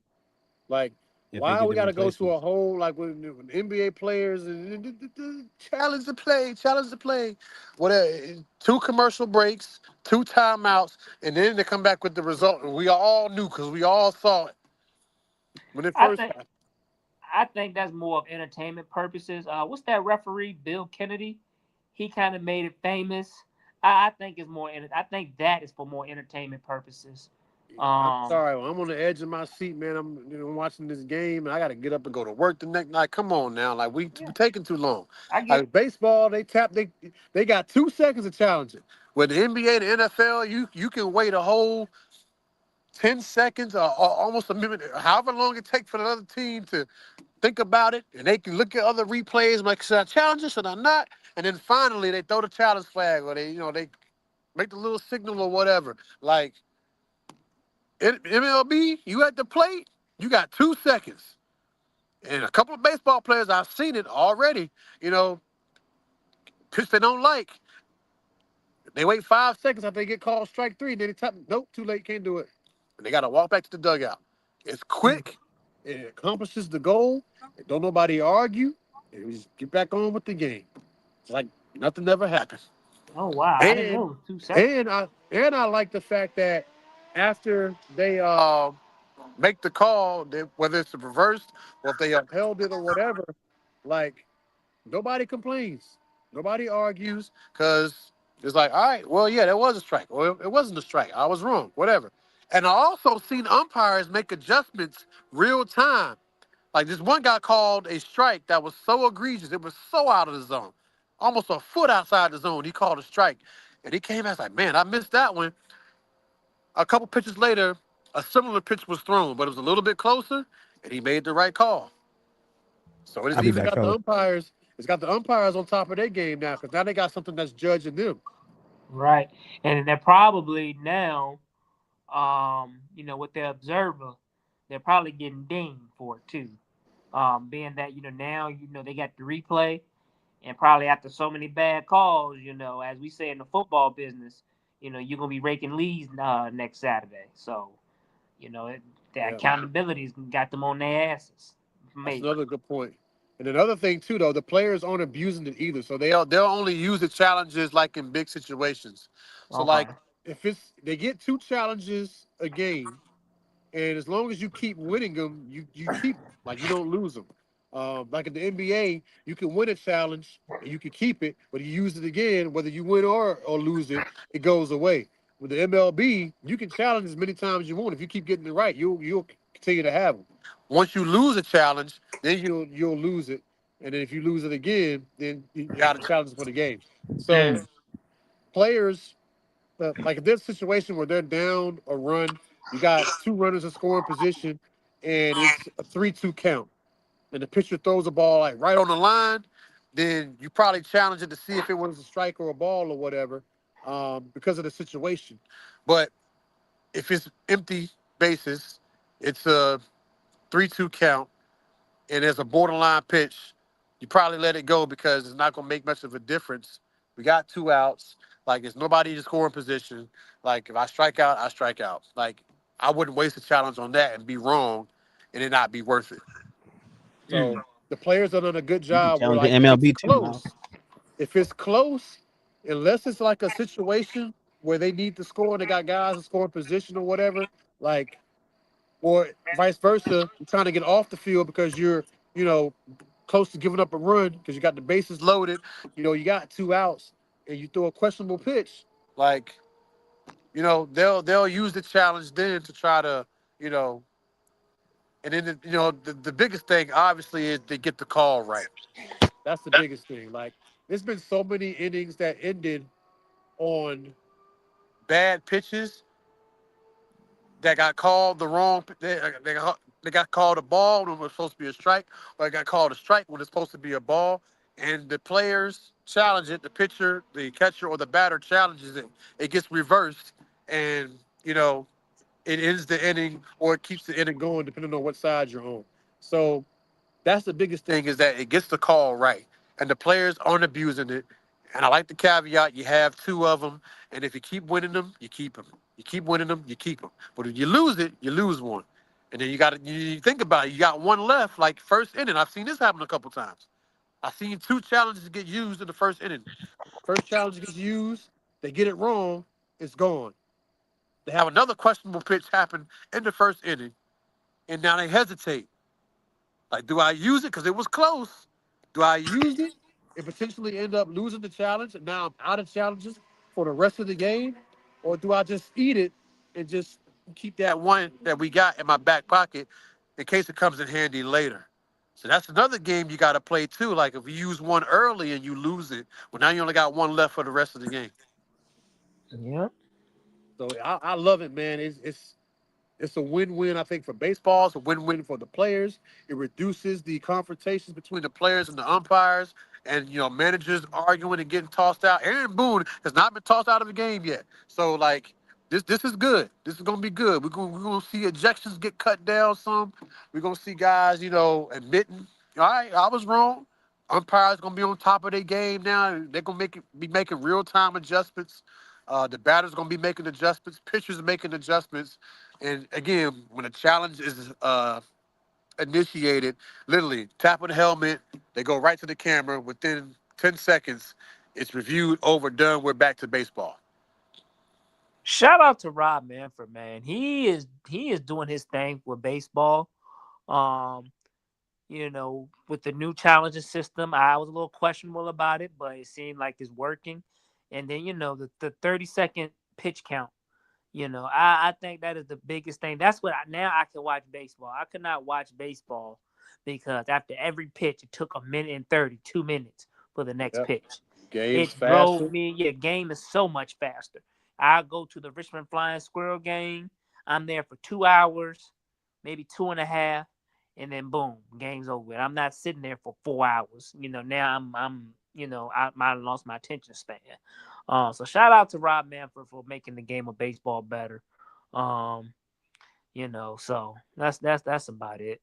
All I want to say. It's definitely the faster pitch clock, or having the pitch clock in the ABS system, like, it has definitely made the game speed up and more interesting.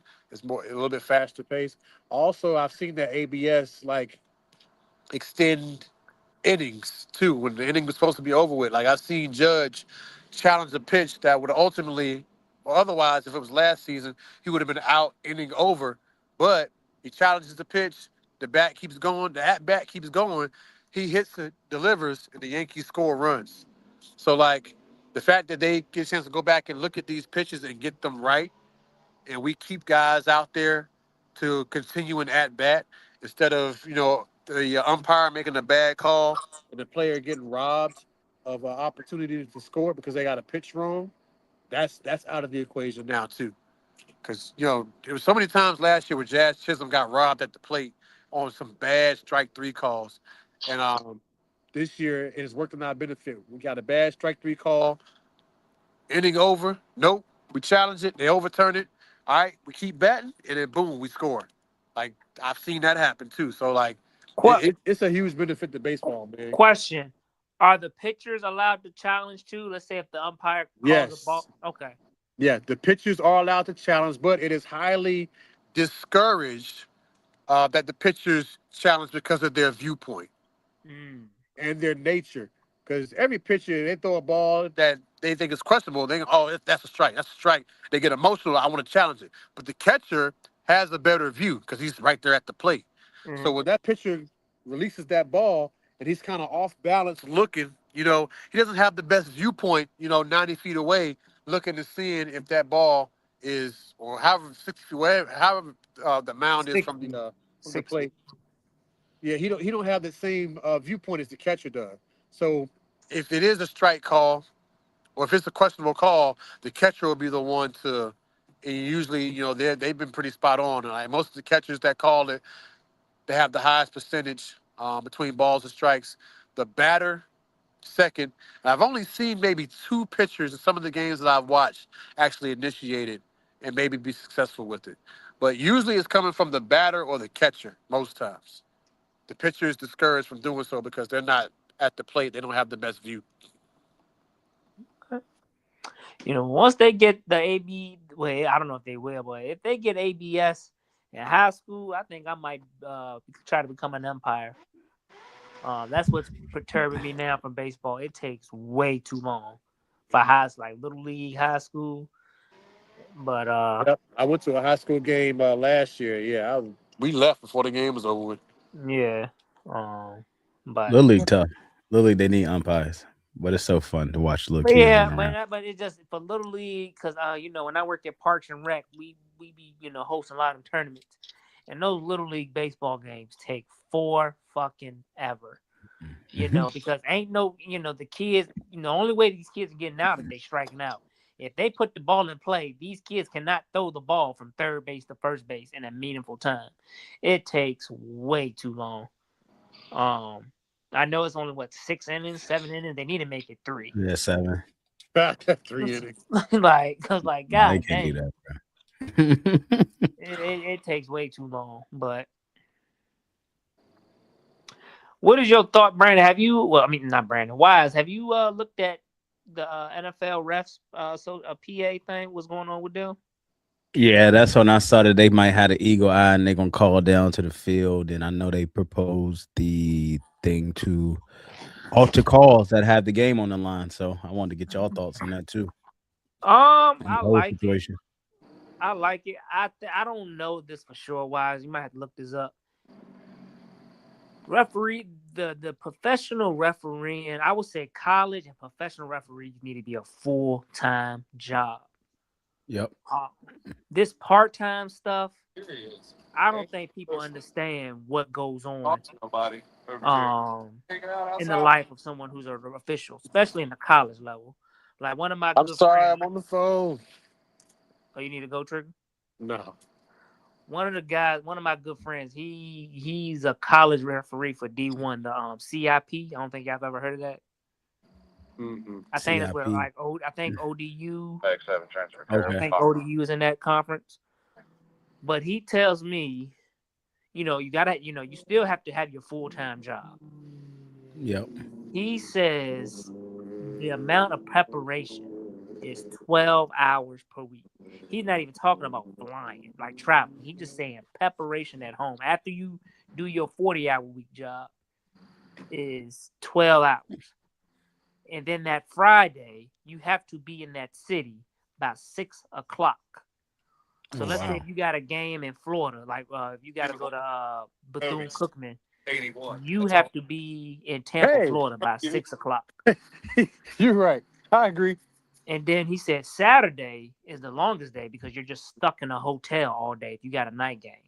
So they need to make these referee jobs full time if you want the best out of them, because they still have to work full-time jobs. And we're not even talking about family and other stuff.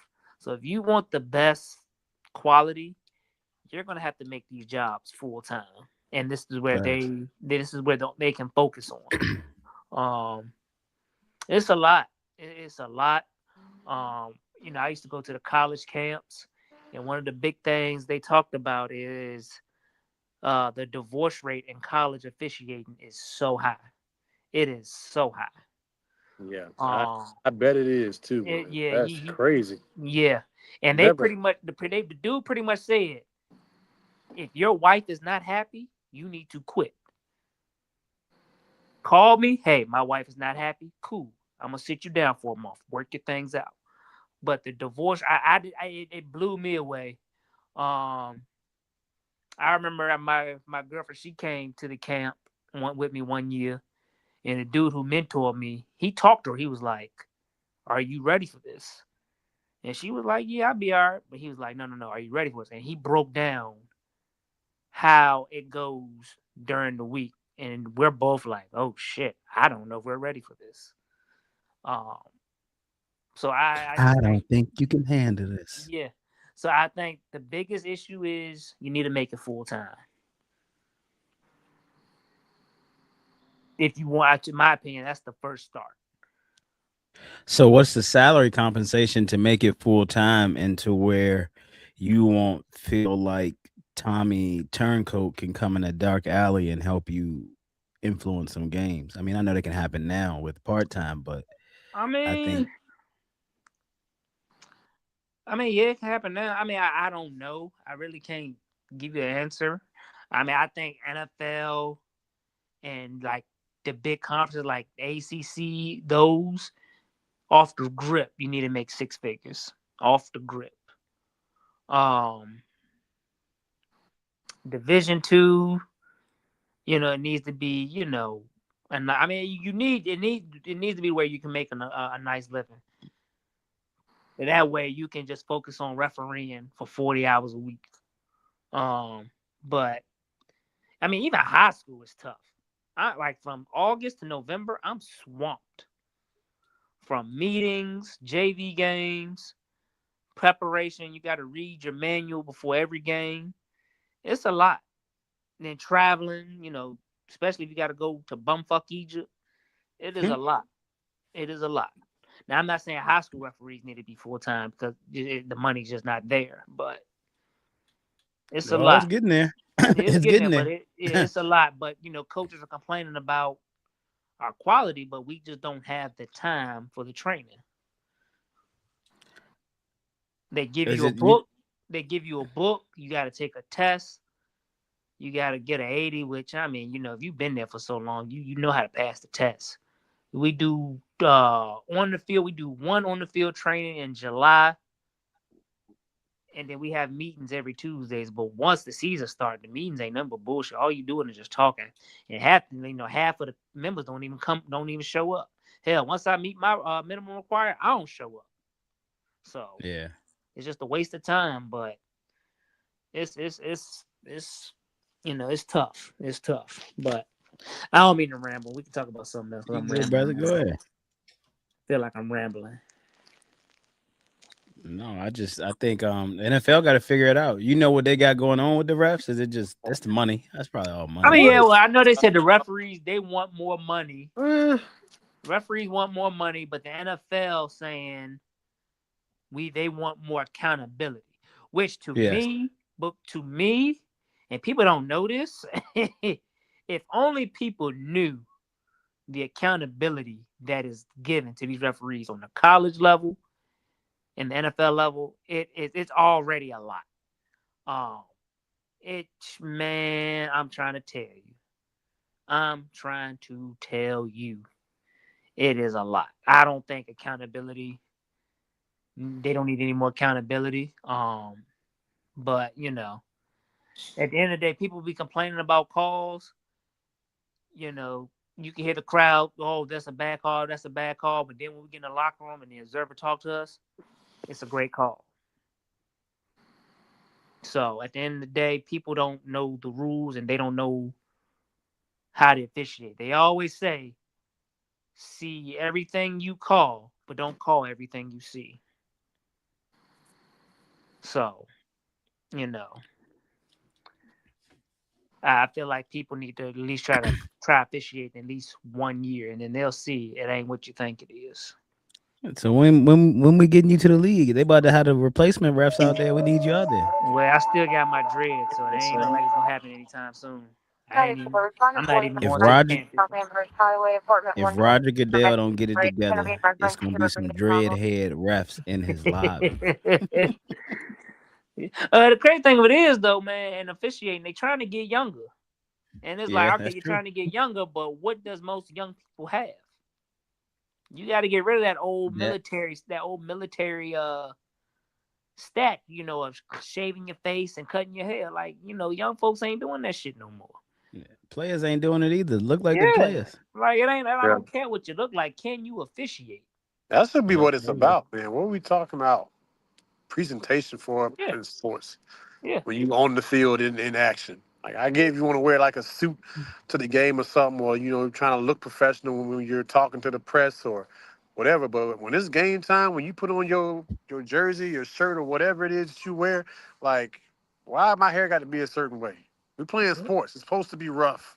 Yeah. I ain't trying to be out here looking good when I'm playing the game, Right. Well, but refereeing the game. they still got that old mindset.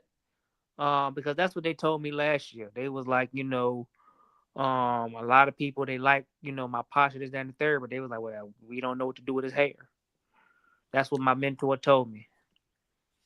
And I love my hair, and I'm not gonna cut it. And to be honest with you, it's not really worth it.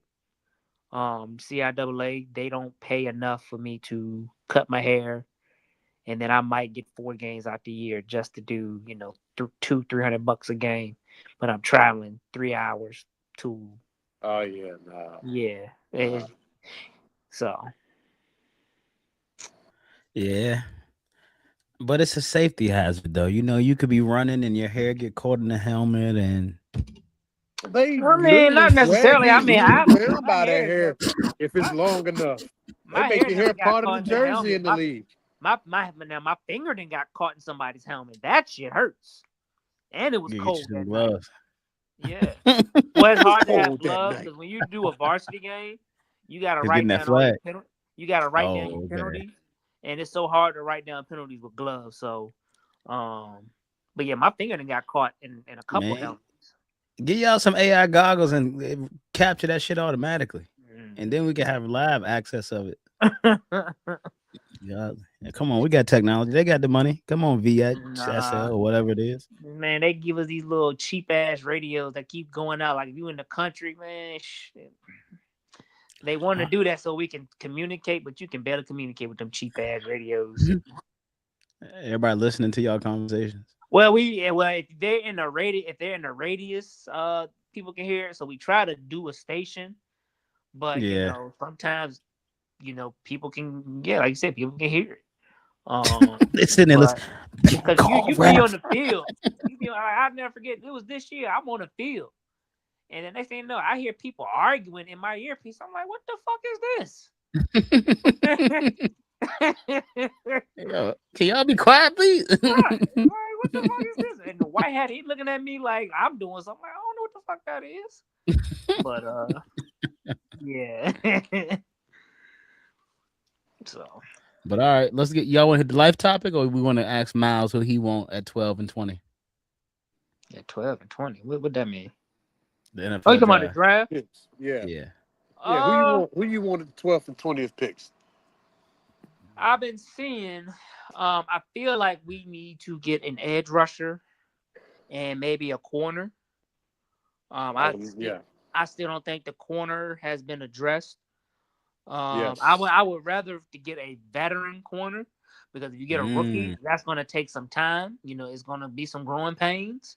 An edge rusher, I think an edge rusher is a little more easier to adjust in the league than a cornerback. I mean, you saw it with Trayvon Diggs. His rookie year, he struggled. He struggled a lot his whole career. He struggled after that too. Yeah, but I mean, he gave up a lot of plays his rookie year. I think you saw Richard Sherman. He struggled a little bit. I mean, I think Darrelle Revis did good, but outside of that, it's a tough position to do. So I would rather see us get Patrick a veteran. Junior. Pat Surtain Jr. ain't really had no struggles at. Yeah, he did, but I mean that's generational. JC Horn. But like, I would rather get an edge rusher for 12 and 20. Mike Jackson. Mike Jackson struggled this year. He was hot and cold. He led the league in pass defenses. Huh? And had 5 picks. Led the leagues in pass defense and had 5 picks. It should have been 6 or 7 if he could But catch. you know what that tells me? If he lead the league in pass defense, had a lot of picks, that means they was throwing it a lot his way. They didn't fear him But why is it no? Why are they throwing it his way? because they don't fear him. No, because you got J.C. Horn on the other side. Nah. Yeah, Well, yes, that's why you Mike don't throw Davis the 8 ball. dog and J.C. Horn be leading in pass defense and all that. J.C. Horn had 5 picks as well. Y'all saw 3 of them happen. 2 of them happened on Monday Night Football before he got the concussion. But what was you saying, Trigger? My bad. I'm sorry. No, I was saying, which edge rusher do you think? I like that kid from Miami with Bain Jr. Yeah, that's He won't yeah, lose the yeah. game. I like him. He's I don't know if he. very I don't know if likely he- he's there at 12. It is likely. He is? Okay, I didn't think he was gonna be available. Yeah, I don't think he will be, but it is likely. In the latest mock drafts that I've seen, it is Do you likely. think Dallas will trade up for him? I don't think they will. There was a rumor I saw earlier today saying that Arizona Cardinals was looking to trade back from the number 3 pick, and that Dallas might potentially try to work something out within the move up to that spot. But I don't think they will. I just don't think Jerry Jones is gonna make that type of move. Okay. Yeah, I don't know. We'll see. I mean, to be honest with you, pretty much anybody except for the D line on defense, I'd be okay with. You know, we'll see. I will say Dallas is good at developing their players. They are. You know, They like Miami. They're good at developing their players, and they go to the play and then don't do nothing else. Yeah. Well, I think a lot of it is, playing. they Dallas don't sign no free agencies, and then when it's time to pay their players, Jerry waits till the last minute. He doesn't extend them when the market value is low. He waits till other players get signed, and then the market value goes up, and now they want more money. Like he like George Pickens. Yeah, like the thing with Dak, he should have signed Dak. Could have had Dak at like $40 million. Yeah, but then you wait and wait and wait. The market goes up, up, up, up. Who else you gonna pick? He's your only option, but now you got to pay him this. So he just got to do better, and when it comes to, and I mean, he's not gonna do it, but if you wanted Micah Parsons, why do you wait till he becomes, wait till his contract expires? Now you got to pay him. You got to bring the Brinks truck. So we'll see, but I do like what I'm hearing out of Philly though with Jalen Hurts. I mean, it's not surprising. But I do feel like the NFC East is up for grabs. Maybe the Commanders, this might be their time to strike. They gotta sleep on the Giants. Y'all sleep on the Giants. Well, the yeah, Giants, but I wouldn't John count them out. Harbaugh's their coach now. Yeah, I forgot about that. I still think they're not there yet. Jackson Dart, he has a lot of head injuries. He's got Malik Neighbors coming off ACL. Yeah, Malik Neighbors coming off the ACL. Their defense, outside their defensive line, they really don't have nothing. But this is the draft for cornerbacks, linebackers, and safeties, though. Yeah, but they're still gonna be rookies. It's gonna be growing pains. You're not gonna see growth until their second, third year. Look at Quinyon Mitchell and Cooper DeJean, though, in that division. Yeah, but look at the teams they were on, though. They were loaded. But they had good defensive. They had good defensive line that can get pressure on the ball, and then you just got a good secondary that can sit back there. They need middle linebackers, which this draft is deep with a lot of middle linebackers. They could have a little turnaround. I don't know who they signed in the free agency though. Yeah, we'll see. But NFC East is wide open, man. I think there's a lot going on in Philly. AJ Brown might not be back. Nick Sirianni is on the hot seat. They lost their DC. And I don't think the offense trusts Jalen Hurts. But I mean, this is what I've been saying about him for 2 years. Mouse, I don't know, man. What? The Giants, they got Jordan Stout, they got Isaiah Likely, they got Tremaine Edmonds, Darnell Mooney, Lyman, Calvin Austin the third, Evan Neal, Patrick Ricard from I mean, Baltimore, well, here's the thing about football, man. There's Greg Newsome the one second. underlying issue that always takes. You can have all that talent, but nutrition is everything. I've facts. seen teams sign all these players, and then they all get hurt. Look at San Fran. Everybody in their grandmama was hurt. But they still made the playoffs though. They still made the playoffs. But then but look how bad they're. Still think Kyle Shanahan should have won Coach of the Year. If they. But I mean that goes to coaching though. If they had all their players, they would have easily been the best team in the NFC. Easily. Carolina had 12 different starting offensive line combinations this year and won their division. That's not saying a lot. Y'all won 7-8 games, man. I'm sorry. We beat the Cowboys. You did. Hell, that ain't saying much. You acting like it ain't hard to do you acting that. like that's a juggernaut. We beat the Rams. Huh? We beat the But Rams. y'all didn't beat them when it was important though. That's why we're going to get Daniel Thineman at number 19 because he make that play over Trayvon Moehrig to stop that pass, and we win that game. And we got Devin Lloyd. Devin Lloyd gonna be right there. Jalen Phillips gonna be on Matt Stafford's ass in that moment right there. J.C. Horn, Mike Jack, Keontae Scott from Miami.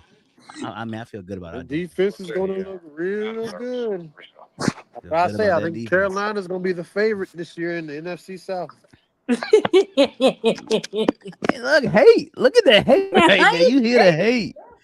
Hate. Looking at all the other teams, man, I'm saying, why not? Like, Carolina's going to have a defense. We're talking about defense in the NFL. Like the last 2 years, we've seen all seen the Super Bowl. Y'all seen the Super Bowl. You got it written Tampa without Mike Evans, Kellen Moore, and Tyler Shaw down there. We got to worry about them boys. Trying to figure and Atlanta and Tua. Oh yeah, I would definitely say y'all are in a catbird seat in the South. I'm just saying, that ain't nothing to sneeze about. Hey, we can go from worst to first, division wise.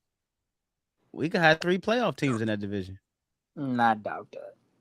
And you don't know who it's up for grabs. It's any given Sunday. I keep trying to tell you. Doubt that. Any given Sunday. The last time y'all had more than one team in the playoffs is when y'all had 2 Hall of Famers in that division. And that was Luke Kuechly and Drew Brees. Well, no, Tom Brady and Drew Brees, but Luke Kuechly's a Hall of Famer as well, sir. I know. Okay, I'll give you that. But now I was talking about Tom Brady and Drew Brees. Drew Brees is going in with Luke Kuechly. Yeah. And he only played 9 years. Well, Trigger, do you want to do your life? Life topic. Why said he got to go at 9:30? Y'all good? Y'all good? I got a little time. We probably do it tomorrow or something. Okay. So I got a little bit more time. So okay. Yeah, go ahead. No, I was saying, do you want to do your life discussion, Trigger? Give me a second. Let me see. Oh. He wrote it down. Mm-hmm. Yeah. So I just want to make sure I was sharing everything that I had. Okay, so my life lesson was people give up too easily on things in life, man. Like people just don't fight. They have a hard time embracing being uncomfortable. Medic 6, respond to 620 Court Street, Mainstream recovery for sick person. Further response. So, people don't like to embrace being comfortable. So I don't mean to cut you off, Trigger, but are we supposed to be hearing your radio call? I mean, it's y'all. I was gonna say that earlier. Cause I don't want to get you in trouble, but I heard everything that was said, and I don't want to get you in trouble. They didn't say nothing. They said 214. We have a something. Yeah, see, you hear? No, that's not what they said at all. My fault. Then keep on going, then. It said Medic 7, brother. They medic unit to a certain address and for a call, but they didn't release no patient name or info or what was happening. So all right, well, cool. My fault, then. Go ahead. No, you good. But I was just saying, people give up too easily. They don't have a lot of fight. They don't know how to fight. They don't embrace being uncomfortable because human nature, we don't like being uncomfortable. Um, Facts. People run the second something gets hard, man. And when they do that over and over again, they don't know they create this habit of quitting, and they risk getting in situations that you don't know how to navigate because you've never developed problem solving skills. You never weathered adversity, and in the past when you had these situations, and now you're just stuck and you just don't know what to do because you have no dealings in how to get out of the situation. People don't like working hard, and they don't like being uncomfortable because working hard makes you uncomfortable.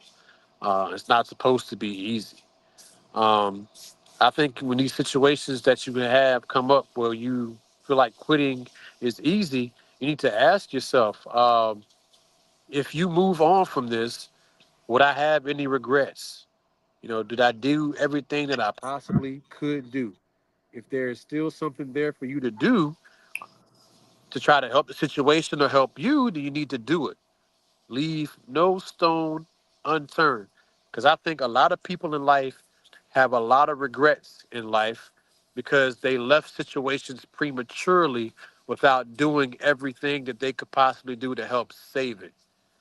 Sometimes things finally start looking better for your past situation after you leave. And I know that's hard to digest, and I think that's one of the reasons why people do give up so easily, but then they have some regret because it's like, well, they get updates or they see that an environment actually got better after they moved on, even though they were the ones that were being wronged in the situation. So this does have a other side to it as well.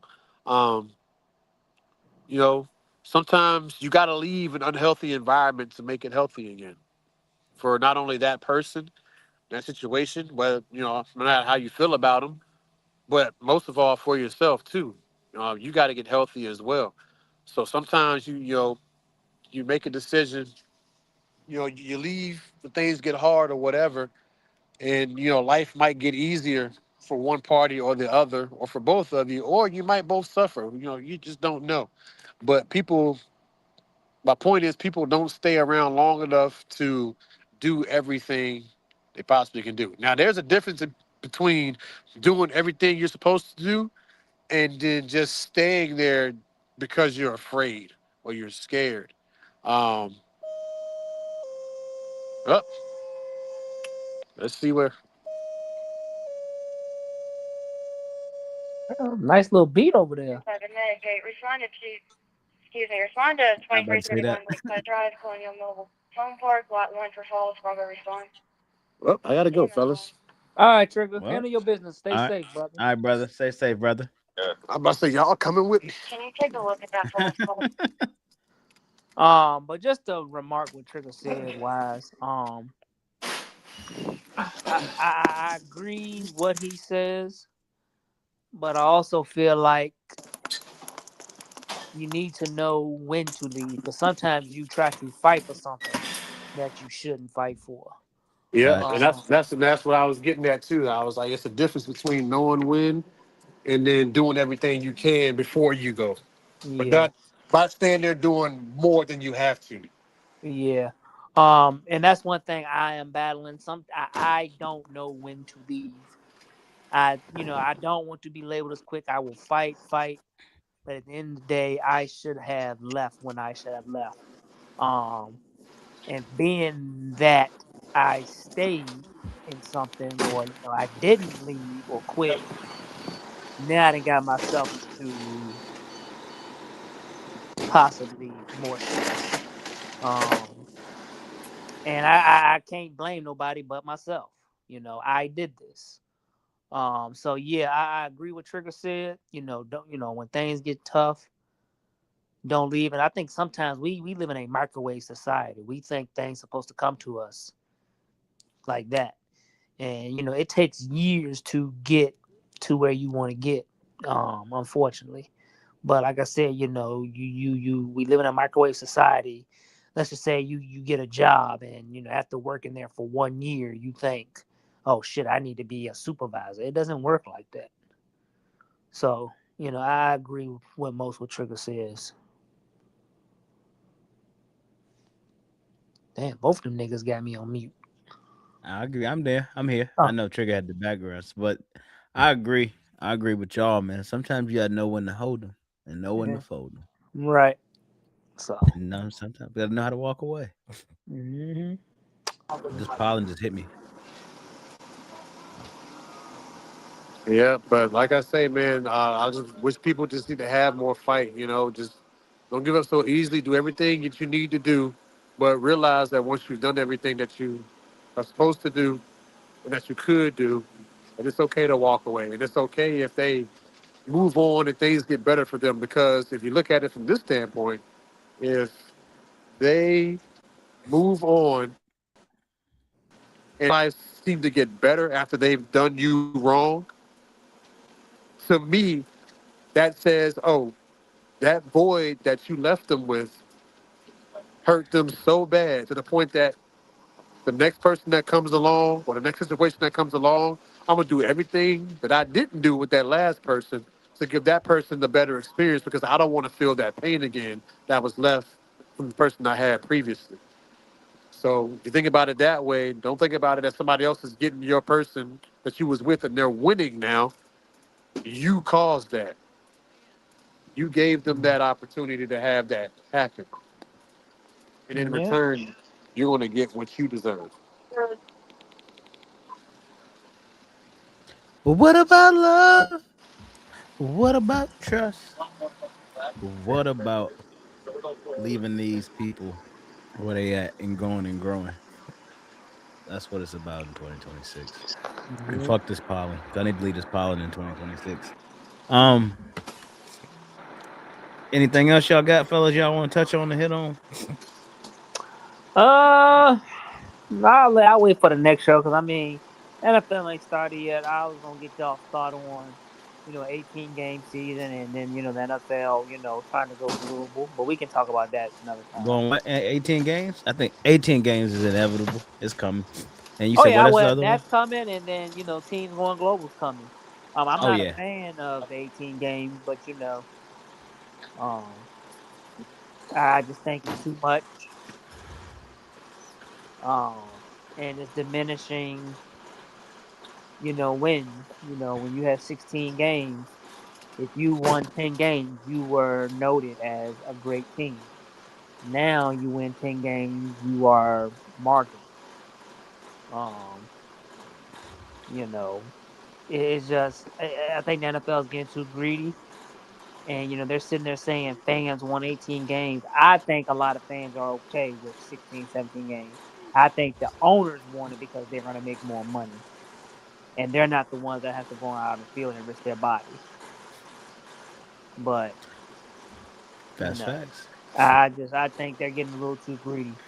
I didn't want 17 games. I was perfectly fine with 16. And I think a lot of fans were. They're not like, oh, we got to have 17 games. I think they're good at where we're at, but the owners are just getting greedy.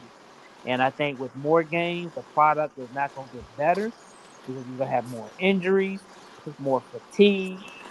It's just enough. When do we consider enough is enough?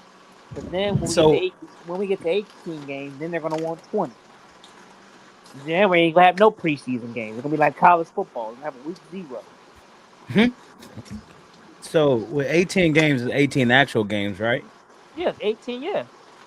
So So you'll that go means you like get 12-6. so you get your division 6 times and then you get to play 3 different conferences or however they do it. I Probably. think So that'd what be is it cool if you now? get to So play what is it three now? It's your division, then 2 other divisions. and then like same rankings, like if Yeah, first and place, then second place, it's third place. some odd. So you'll probably have, I don't know. Because it's crazy. We play the Baltimore Ravens next year, and We do too. how I don't know how that happened, but They so we finished play, second, didn't they? and now yeah they finished second. But how did they figure we playing the AFC North? We played the AFC North 2 years ago, so we should be playing the AFC North team for another 2 years. But like I said, I don't know. Yeah, we got the Um, AFC North too.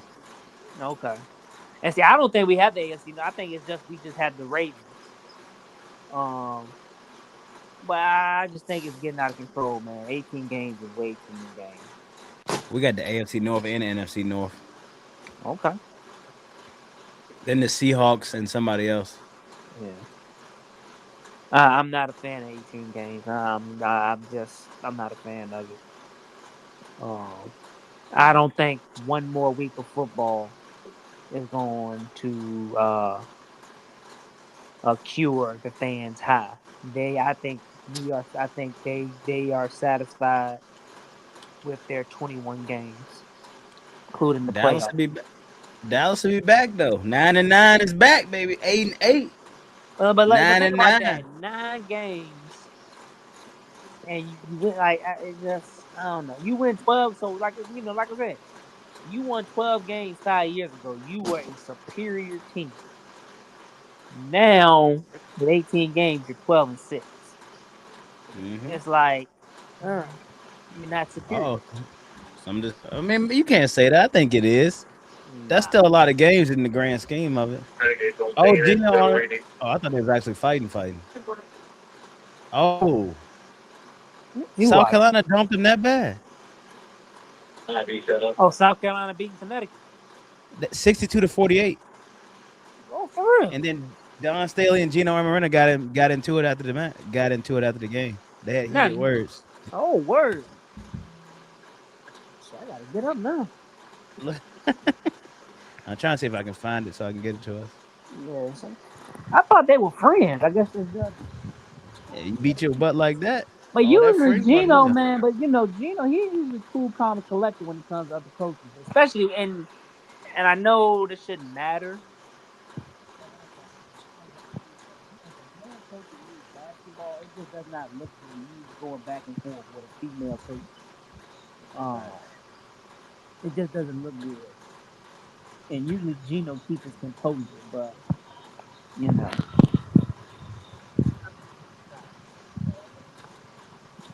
I'm good where I'm at. So.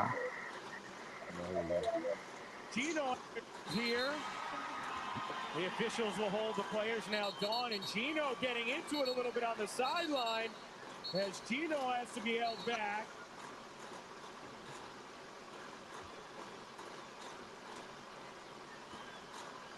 And Dawn and Gino, that's part of what makes this rivalry such a compelling one.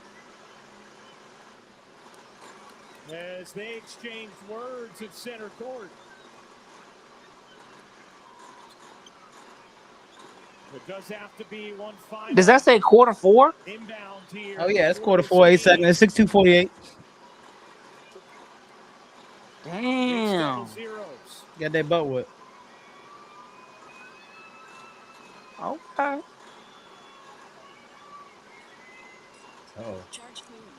Well, since we're on that topic, who y'all got tomorrow? I got Connecticut and Arizona tomorrow.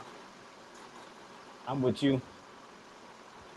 Arizona. I'm with you. Arizona and Michigan, man. I said one of them two. I said this before the tournament. Oh shit, we didn't even talk about Duke, but Bryce James about to get a championship. Huh? Bryce James about to get a championship. Be one and done.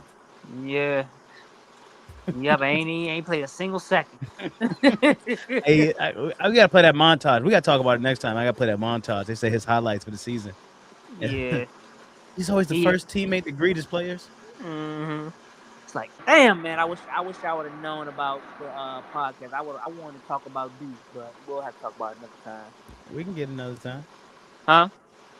I said, yeah, we can hit another time. We got the off season. We got to fill it up. I think our off season program start April 20th. Because I think we're gonna be in training camp early.